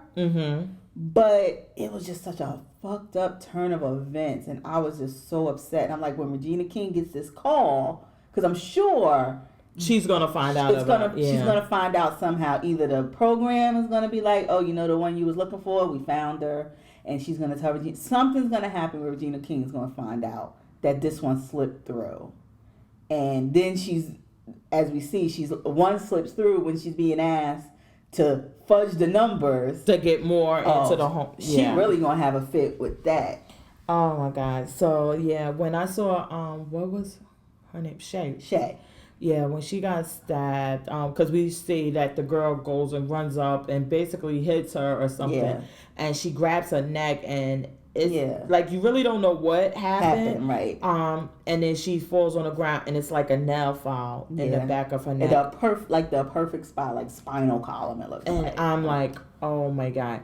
But then the idiot pimp, I guess you would call him, pulls it out. We see the guy that she was at the other pimp's house with comes to her, and he's shaking and everything, and the digital pimp, we'll call him, says like, does she have any family? Does she have anybody? And it seemed like he was asking those questions. I guess the other guy took it that he was asking those so it's someone we could call. Where now, look at hindsight, it looks like he was asking those questions so we could get rid of her without anybody being eluded. Like ain't nobody gonna be looking for her. Yeah, because nobody has been looking for her for all these years. And then they dump her into the same river where they found Isaac, Teo, whoever his name was. Well, Teo was in the river too. Yeah, Teo was put in the river. Then Isaac was put in the river. Teo's father put Isaac in the river, and now Shay's in the river. So I guess that's going to be the connection. Oh my God, is the fucking nanny going to be in the river? Oh shit! Don't say that. Don't say that. I can't. I'm already worried for this nanny because we don't know. We don't know who's hurting her. No, not yet. They want us to think it's the wife. It seems like that's the way they're pushing us to think it's the wife. And then the wife told one of her visitors that it's her, that the nanny is hurting herself. Mm-hmm. We see the husband being standoffish and cold. And then we see the son hitting her. Yes. So it could be the wife is doing it, or the wife is covering up for the son doing it. And the son's just like a psychopath or something. Right. I don't know, but yeah, I'm worried for this nanny. She doesn't have her passport. They've locked it up. She told this woman that she doesn't really have any family. She hasn't talked to her son in a long time. Which I wonder if she was just telling her that maybe to, like, don't ask me about my people, or I don't want to tell you. But it's likely true. She's from Haiti. We don't know if she knows the exact place where the son is to contact him or send help. Like, go here, send help. So I just worry about her, and I don't know what's going to happen to her. I mean, I told you I already think the husband is going to do something sexually, but now it's like, I don't even know if he's the predator. He may be the savior. I mean, first of all, the wife is weird as fuck. Yeah. Then we see this episode where she kicks her out of her bedroom and puts her into the sewing room with all of that stuff there and say, you just need to go in here because I'm making that an office, after her and the husband get into a fight. Right. Then we also see the wife tell one of the husband's employees, basically. That's what I think it was. Because the wife used to work at the company too, so obviously this is somebody they used to socialize with. Mm-hmm. And they're out playing pool, and she finds out that she knows the woman speaks French, so she tells her in French that he's not our son's father because he couldn't get it up and make a baby with me. Whatever. Yeah, she basically says that, like, he couldn't it was his fault. We couldn't get pregnant naturally, and he's not actually the little boy's father. And which is weird to tell the employee, but the husband was being an asshole. Yeah. But this wife is weird. So after that, he goes on this little rampage with her and treats her like shit, which causes her to then react a certain way to the nanny. Right. So we're not sure who's abusing the nanny. We're not sure what the fuck is going on in this house. Yeah. Because they don't seem happy together ever. Mm-mm. And we saw, I'm not sure if it was this episode or the one prior, where we saw the nanny comes into the kitchen and the wife is standing there at the table, and it looks like something was either broken or something on the floor. But we don't know if she did that or if her and husband were fighting and knocked something over. I know. And that's when she yells at her, go back to your room or whatever. Yeah, and then the nanny ate something out the refrigerator and she was like, did you eat it? You didn't say anything. You can't eat. And it was like, something's not right. And then the fact that, and like I said before, with the passport, it seemed innocent enough, but now looking back, like, did she intentionally take her passport and lock it up because she wants to keep her as a slave or some type of shit? I don't know. Well, I mean, we know it has this whole the whole season is about this this underprivileged slave labor kind of thing. So they're just showing you every aspect of it, from the sex trade to the migrant workers on farms to the nannies being brought. I mean, they're showing you every aspect of this underemployed, overworked. Yeah, and I guess it basically modern day. It starts to get you to thinking too, because I know, like, for example, in Jersey City, when you go into downtown Jersey City, it's nothing to see a black woman pushing a little white baby around. Mm-hmm. They're the nannies or whatever, and what you think is like, oh wow, these rich people got this person here and the lifestyle they must be living. Right. And I always see them in Starbucks. Yeah, so you're thinking like everything's great and you don't know what's going on. Yeah. So it gets you to thinking about that. But yeah, I want to see how that play out. We also saw Miss Stupid Walmart. Maybe she should go to fucking Walmart on one of these episodes and apply for a job as a cashier or something, because she's sitting at the sister house. She wants her unemployment or something to try to get assistance, and they told her, like, you have to take a class, but it doesn't start for 6 months, and it's this X amount of dollars and all of this other thing, and they're trying to portray her as some type of victim, but let me tell y'all, knock that shit the fuck off. She is not. If she's a victim of her own doing. Yeah. Because there's no reason for her to be in that situation. Right. And to basically try to equate it to a woman who was in an abusive relationship, and then they decide to leave that relationship, and then they have to find a way to make it for themselves, is deplorable, because that's definitely not what's going on there at all. Right. Because initially she made it seem like she left because he wouldn't acknowledge what was happening. He acknowledged it. He told you. Now, if it comes out down the line that he was minimizing his involvement or something, but at this point she doesn't know that.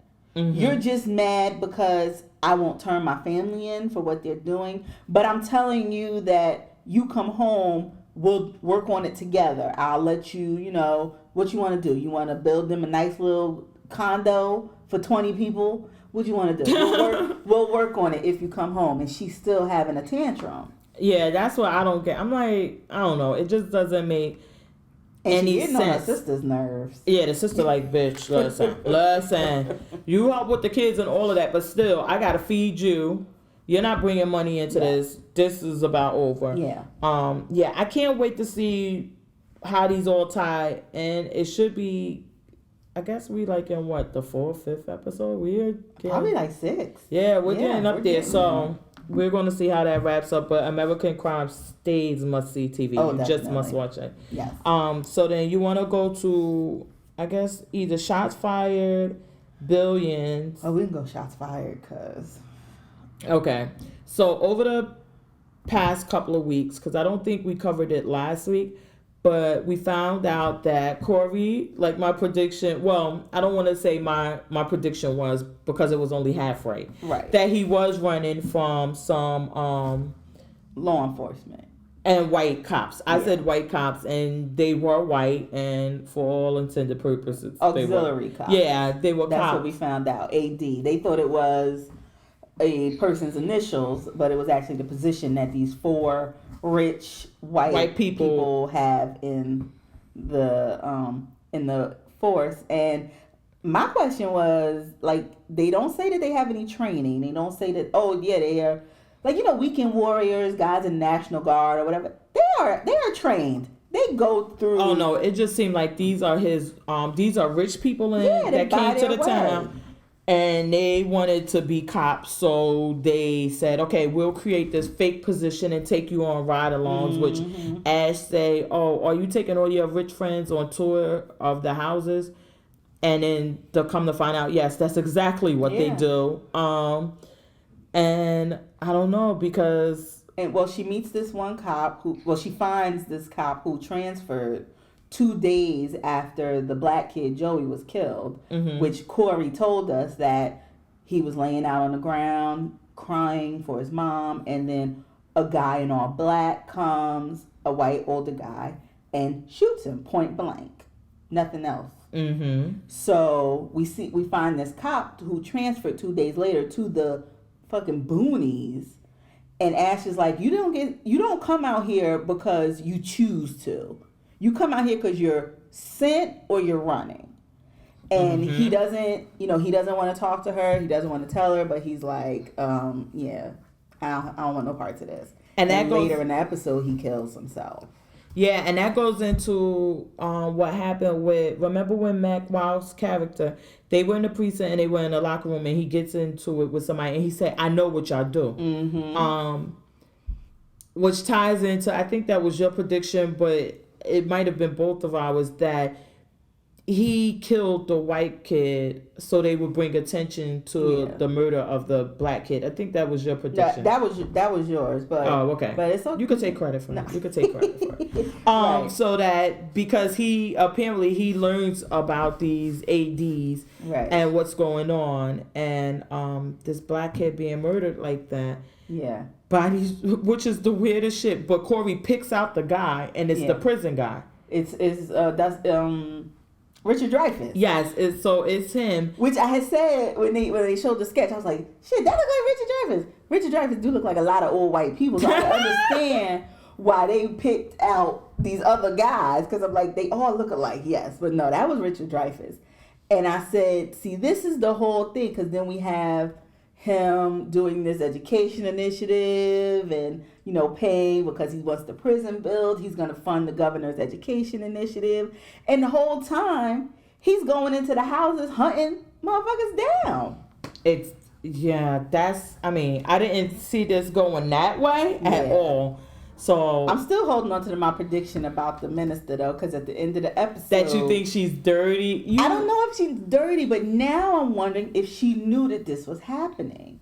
Because if you got these fake-ass angels that you put in the coats that all look alike and they go out there tuning motherfuckers up, how you not know that there's white guys coming into the houses and assassinating people?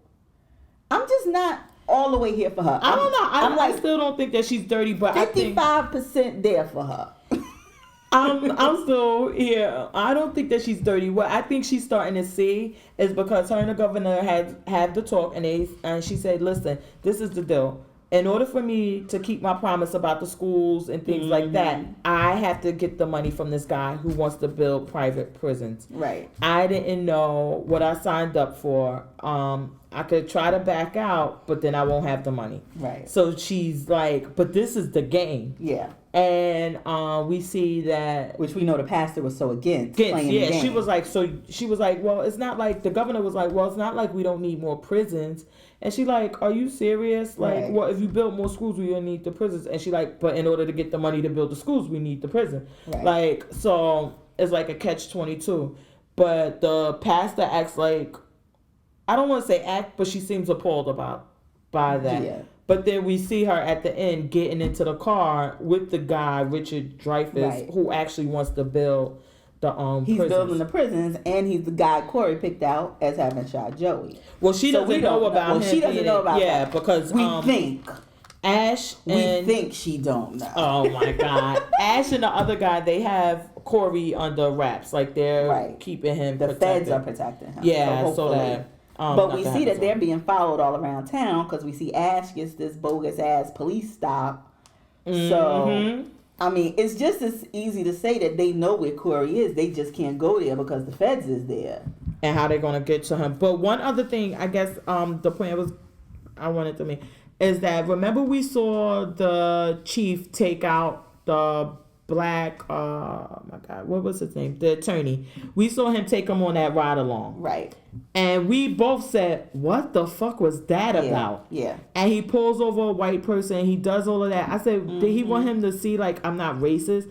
But now looking back, it's like he wanted him to see if, oh, don't you enjoy that feeling of power? Right. This is what we're doing. Yeah. You liked it, right? And try to get him on board. Yeah. And he didn't like it. He was disgusted by it.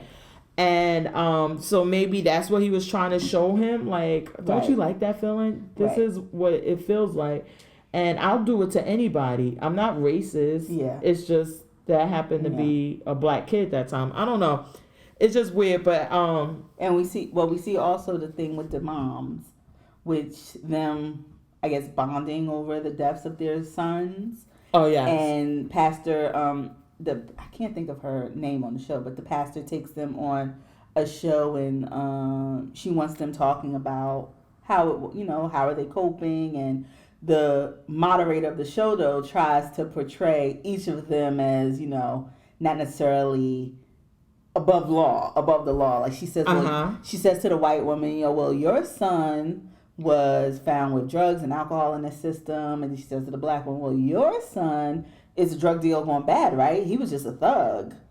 And it's like, but then, and it seemed like they bonded, and then when they get outside though, I don't know what happens when the lady says, oh, well, I have off Thursdays if you want to get coffee. It seems like the white mother shuts down, or she pulls back from her for some reason. So I don't know if they're going to explore that angle more.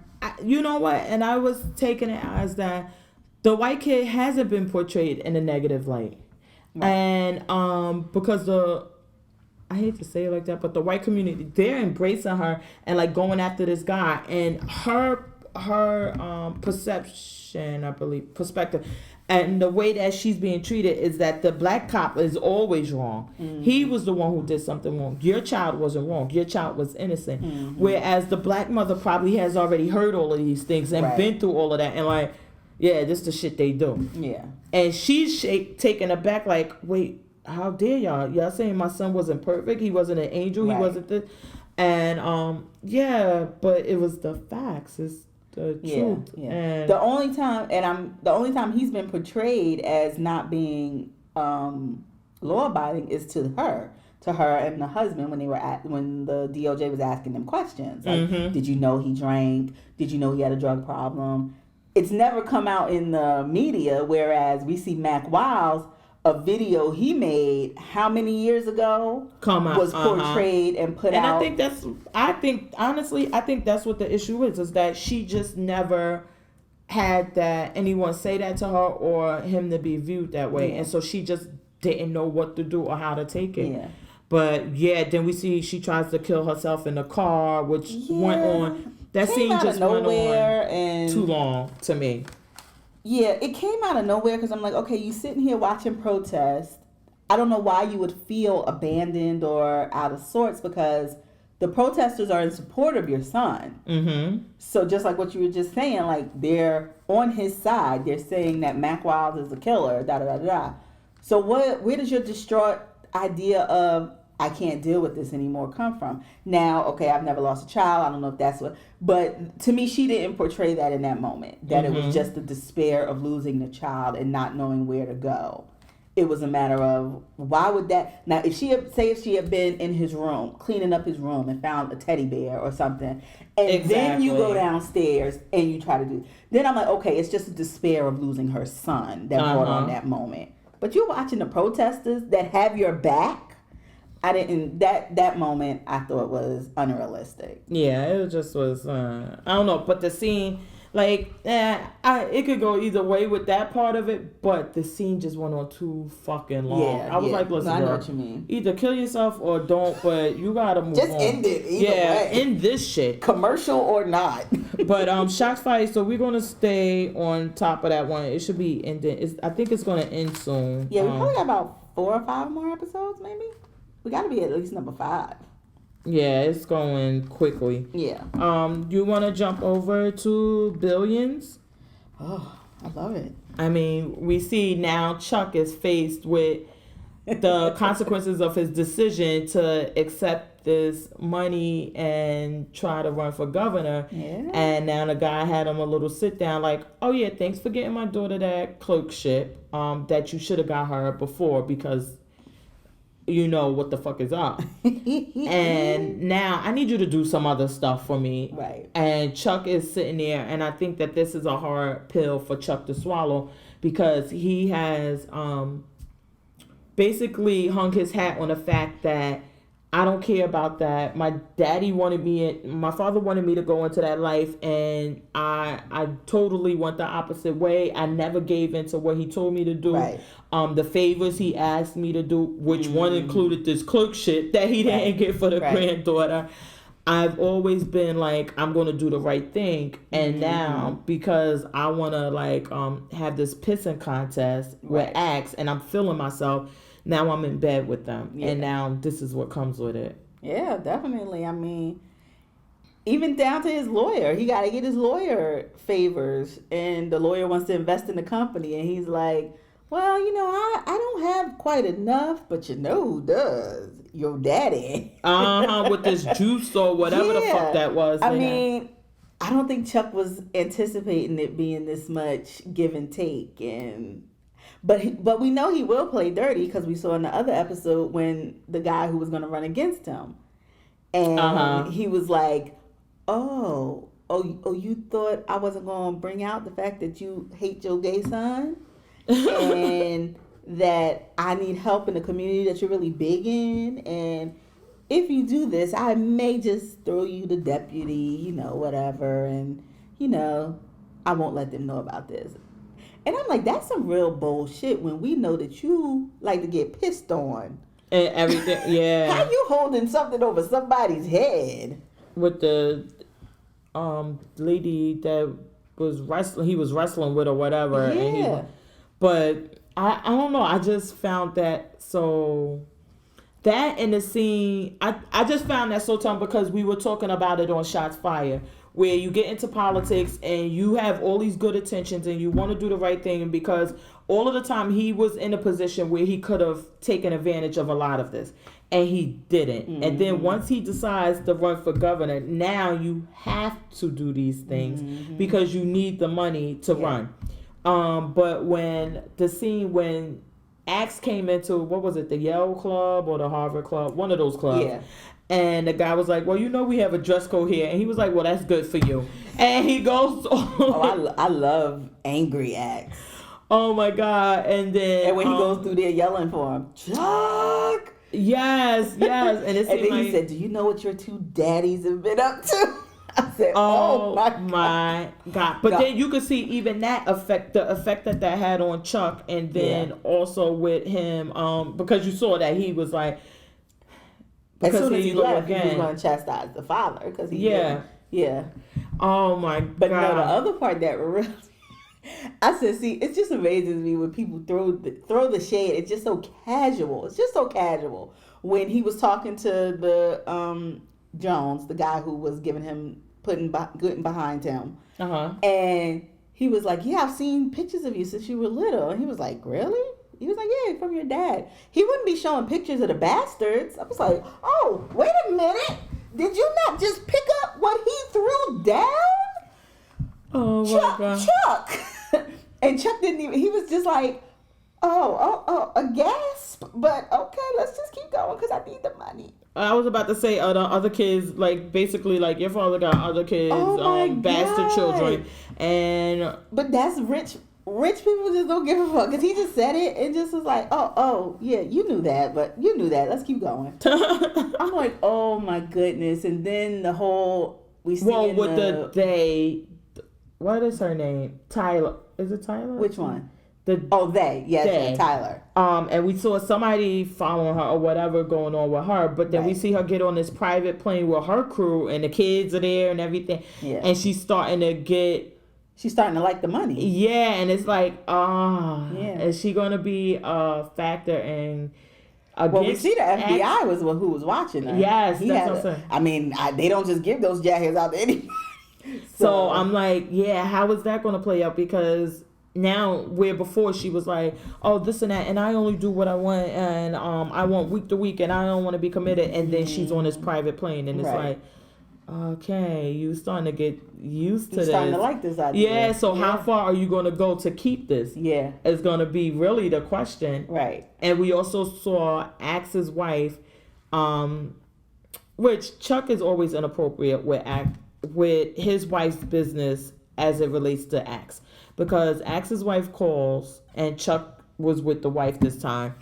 And he's like, well, what is it regarding? And this and that. And it was like, come on, you know you're crossing that line. And she has to keep telling you that. But they talk or whatever. And then she finds out that Chuck's wife, what is her name? I keep forgetting. But she refused to see Axe. When Axe told his wife, I won't see her anymore. Mm-hmm. Because Chuck and Axe's wife are all of the same opinion that these two are in love. Yeah. They just don't act on it. Yeah. So, and you saw she was pissed when she found out. Well, that's going to be the thing, because that's Axe. I don't know how he would get by without her, because she's just ruthless enough to support his ruthless. Mm-hmm. And she's angry when they're sitting at that track at the end, and he reaches around and holds her. She has this look of, I just want to stab you in your kneecap. I know. So how is that, like, how is that going to play out? Yeah. But then Chuck did the same thing Axe did, because when he talks to the wife about going to the party, he says, you know, I really think you should go. He doesn't say, I talked to Axe's wife. She wants you there. Da da da da. He makes it seem like he's giving her permission. I want you to go. Go. Have fun. Be with your coworkers. That's just what Axe did when he was in the basement and lied about the sessions with. Same. They literally are the same person. Two sides. I say two sides to the coin. The only other thing I thought was worth mentioning, when he sends the girl in, and this may have been from this week or the last week, because I watched them both this week. So shut up, leave me alone.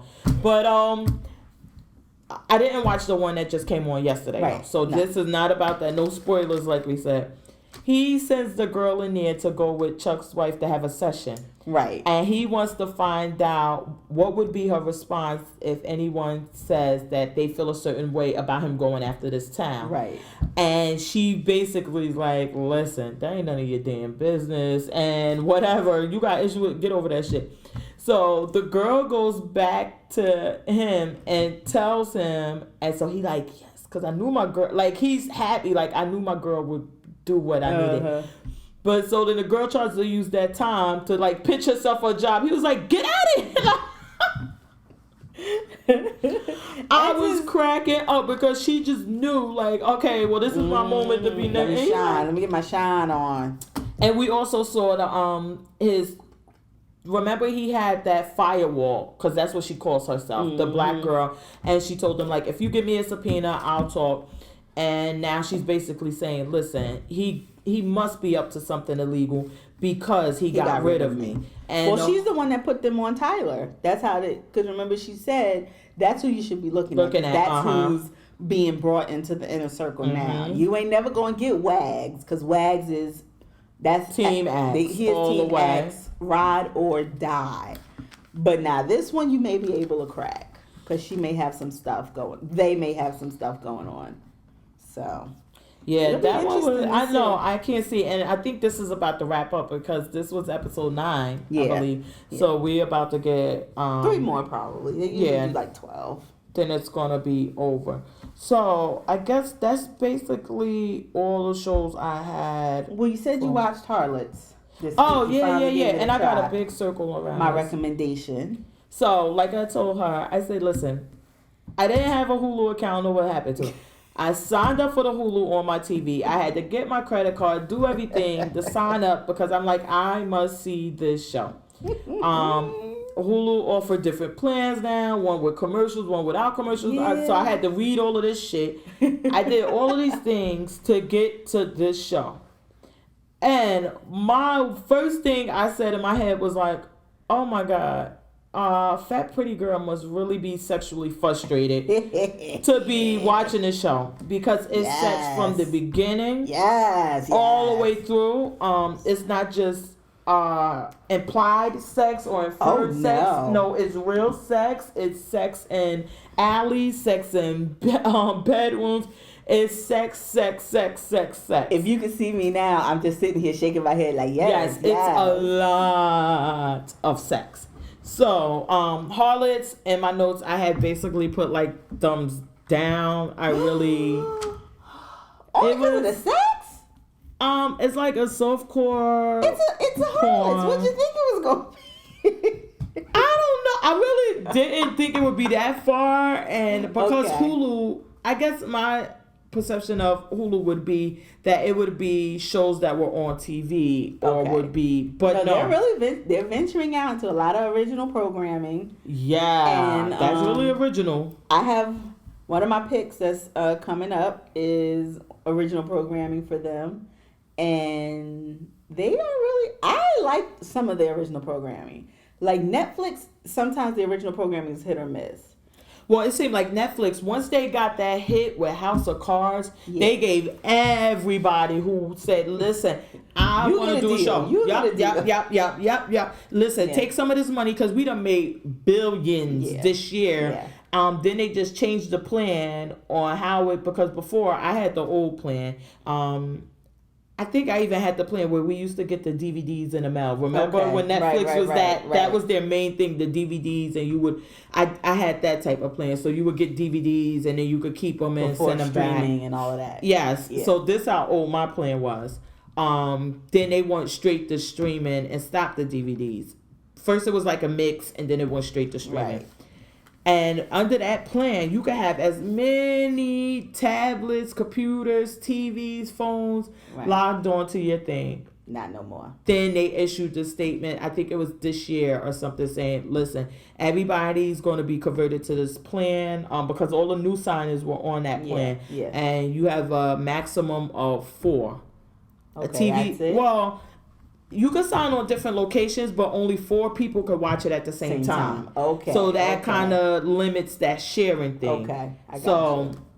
Because I know a lot of people were doing like basically give me your password. That's me. And you would just share. I'm on the you the MVP plan for letting me have your password. And I can't log in on nothing else because I'd hate to ask her for her password again. So I'm just like, okay. It's on my TV and that's good enough for me. I got Hulu on my phone, so I use that when I want to see other things. I like Hulu. Hulu is like having like literally having my DVR walking around with me because they have so much network television, just like you said, that I can watch literally from my wrestling if I miss it to 24 within the next day, Saturday Night Live. I love that about Hulu. Yeah, Hulu was basically for the TV. I think that's one of the reasons we got rid of it because we did have Hulu and it was like, I told my husband, I said, listen, let's either get rid of the cable and go with the Hulu, Netflix, HBO on demand and these type of things. Or once we tried to do that, we called the cable and they like, listen, honestly, you don't pay that much for this service to make it. Like by the time we got the internet and everything else, what we needed, it was still like maybe a 20-30. It was like, all right, just throw everything back on. But Comcast, and this is a plug for y'all, they changed their name to Xfinity now or some shit, whatever. I think it is Xfinity. I love them because they have the apps and you could go on a computer too. Yeah. The only thing is that if a show is currently on TV right now, you have to be signed on to your home Wi-Fi in order to watch it. And that's just on what your I was phone about to say. or That's your TV. The one thing I don't like. But the DVR, any show I recorded, it's on my phone, it's on my thing. I love And the that. shows are up, like, that's the one thing, everybody who I knew that had Fios, I'll never forget, I was watching, it wasn't Billions, it was another show, Shameless, I think, when I was watching Shameless, that current season, and our mutual friend was like, yeah, I'm up to episode 8, and I was like, 8? The season's over. What the hell? Fios doesn't upload the next day. Let me tell you, Fios, you would never have me, unless y'all get that shit to me free, there is no way I could deal with that, because I go to my mother's house, I'm like, where's the episode that just came on last night? And they it's like, not, no, you gotta wait. Oh no, I hate. I was that. like, I ain't got time for that bullshit. Yeah, I love. And you can only record 2 shows. And I'm like, even CW got an app now. You know how I feel about that. I was about to say I got the CW because I got into Arrow late, so I had to get the app in order to watch all of the episodes to catch up. But now everything's on Netflix, which I love. But I don't know how we got off of their app uploads the next day. So like Supergirl, whatever comes on tonight, it's up there by 9:00 tomorrow morning. I love. So at this point, I'm seriously, cord cutters at me on social media because I'm trying to get rid of Comcast everything but internet, and I just want to be on the Hulu, I guess you could on probably the Netflix, the Amazon, and that's I guess, well, and that ties into TV Addict. So y'all gonna bear with us because then we'll just give y'all our recommendations after this because I think this is good information for anybody who's considering that.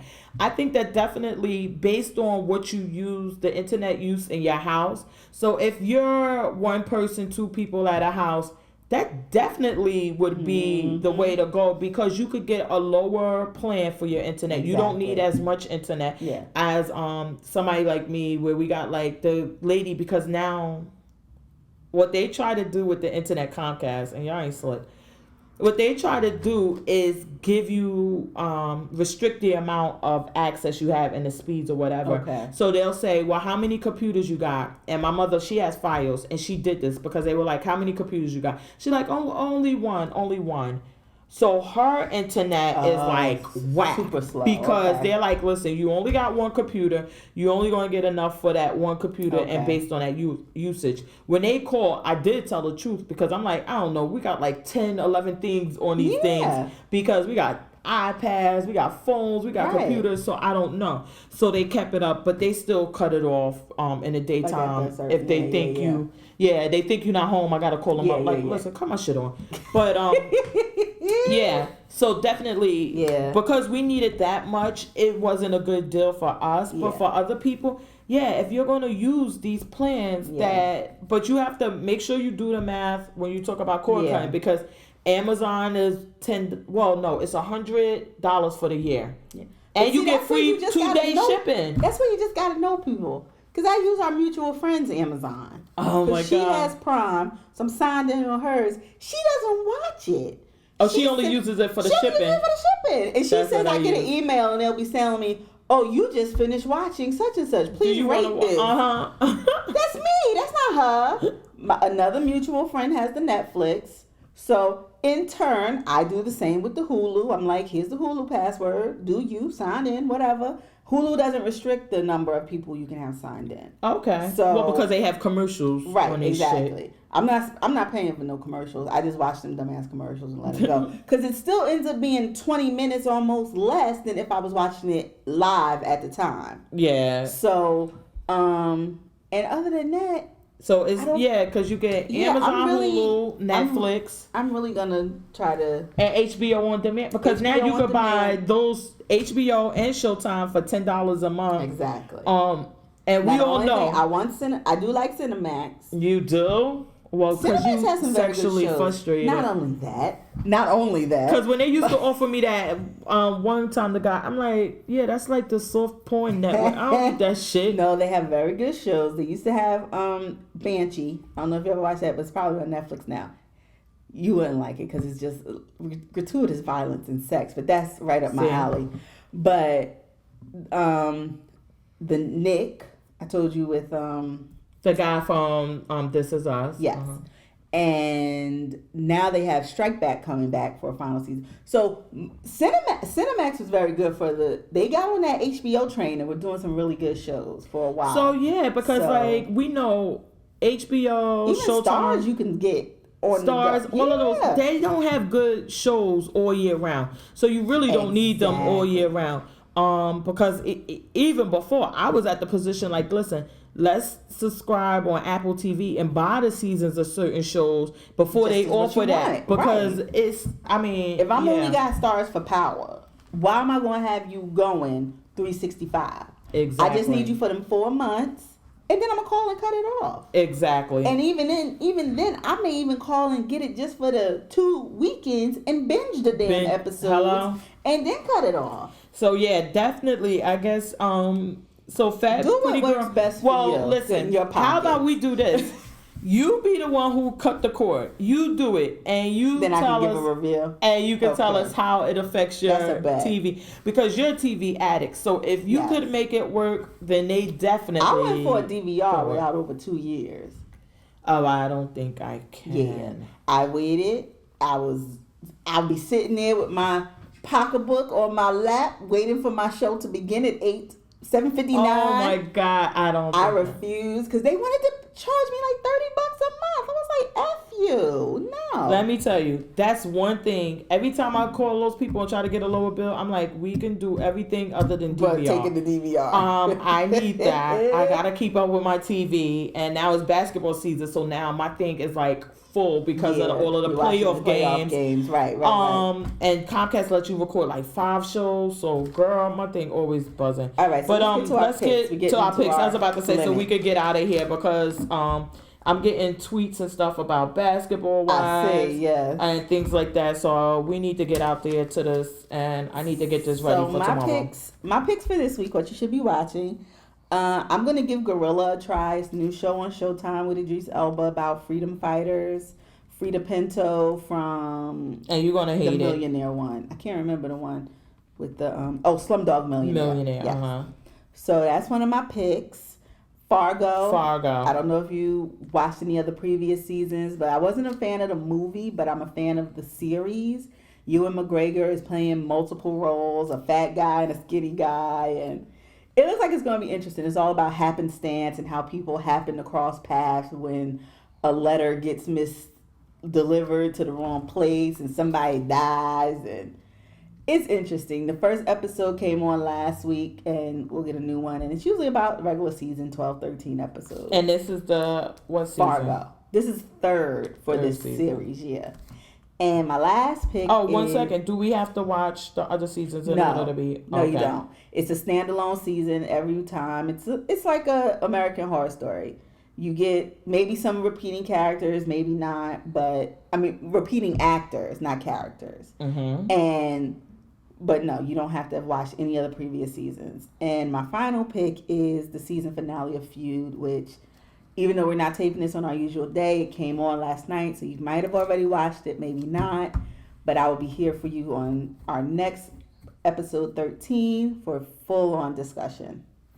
Oh, okay. So some of my picks, because they're already over, because we had to re-record. And then I did have a pick of Real House of Potomac because I was like the only one amongst my friends who watched it. Everybody else was like, I check out for the girls. And I'm like, please give them a chance. But we discussed it on here. So I hope that y'all give Real House of Potomac a chance and check them out. My other pick it was going to be, but it still is, Fix My Life by Ilana, with Ilana Vanzant, whatever her name is. But watch that shit on OWN. The one with Neffy, now it wrapped up because I think Saturday was the last. She did 2 parts. She did 2 parts, was the last part. But give that a check out. It was really good. And then my recommendation from Netflix is Girl Boss. It's about a chick out in San Francisco or something, and they say like this is loosely based on the real story, that she goes into selling vintage clothes on eBay back in the eBay days. It got that whole nostalgic feel with the old Macs and the color things and everything. And my guy RuPaul's on it, but he's not in drag yet because I'm only on episode 5 and he's not in drag yet. But I enjoy it. I'm really into it. That and basketball all week. The Cavs done swept, so they home. Cavs, I guess. No LeBron. No spoilers. Oh yeah, I forgot.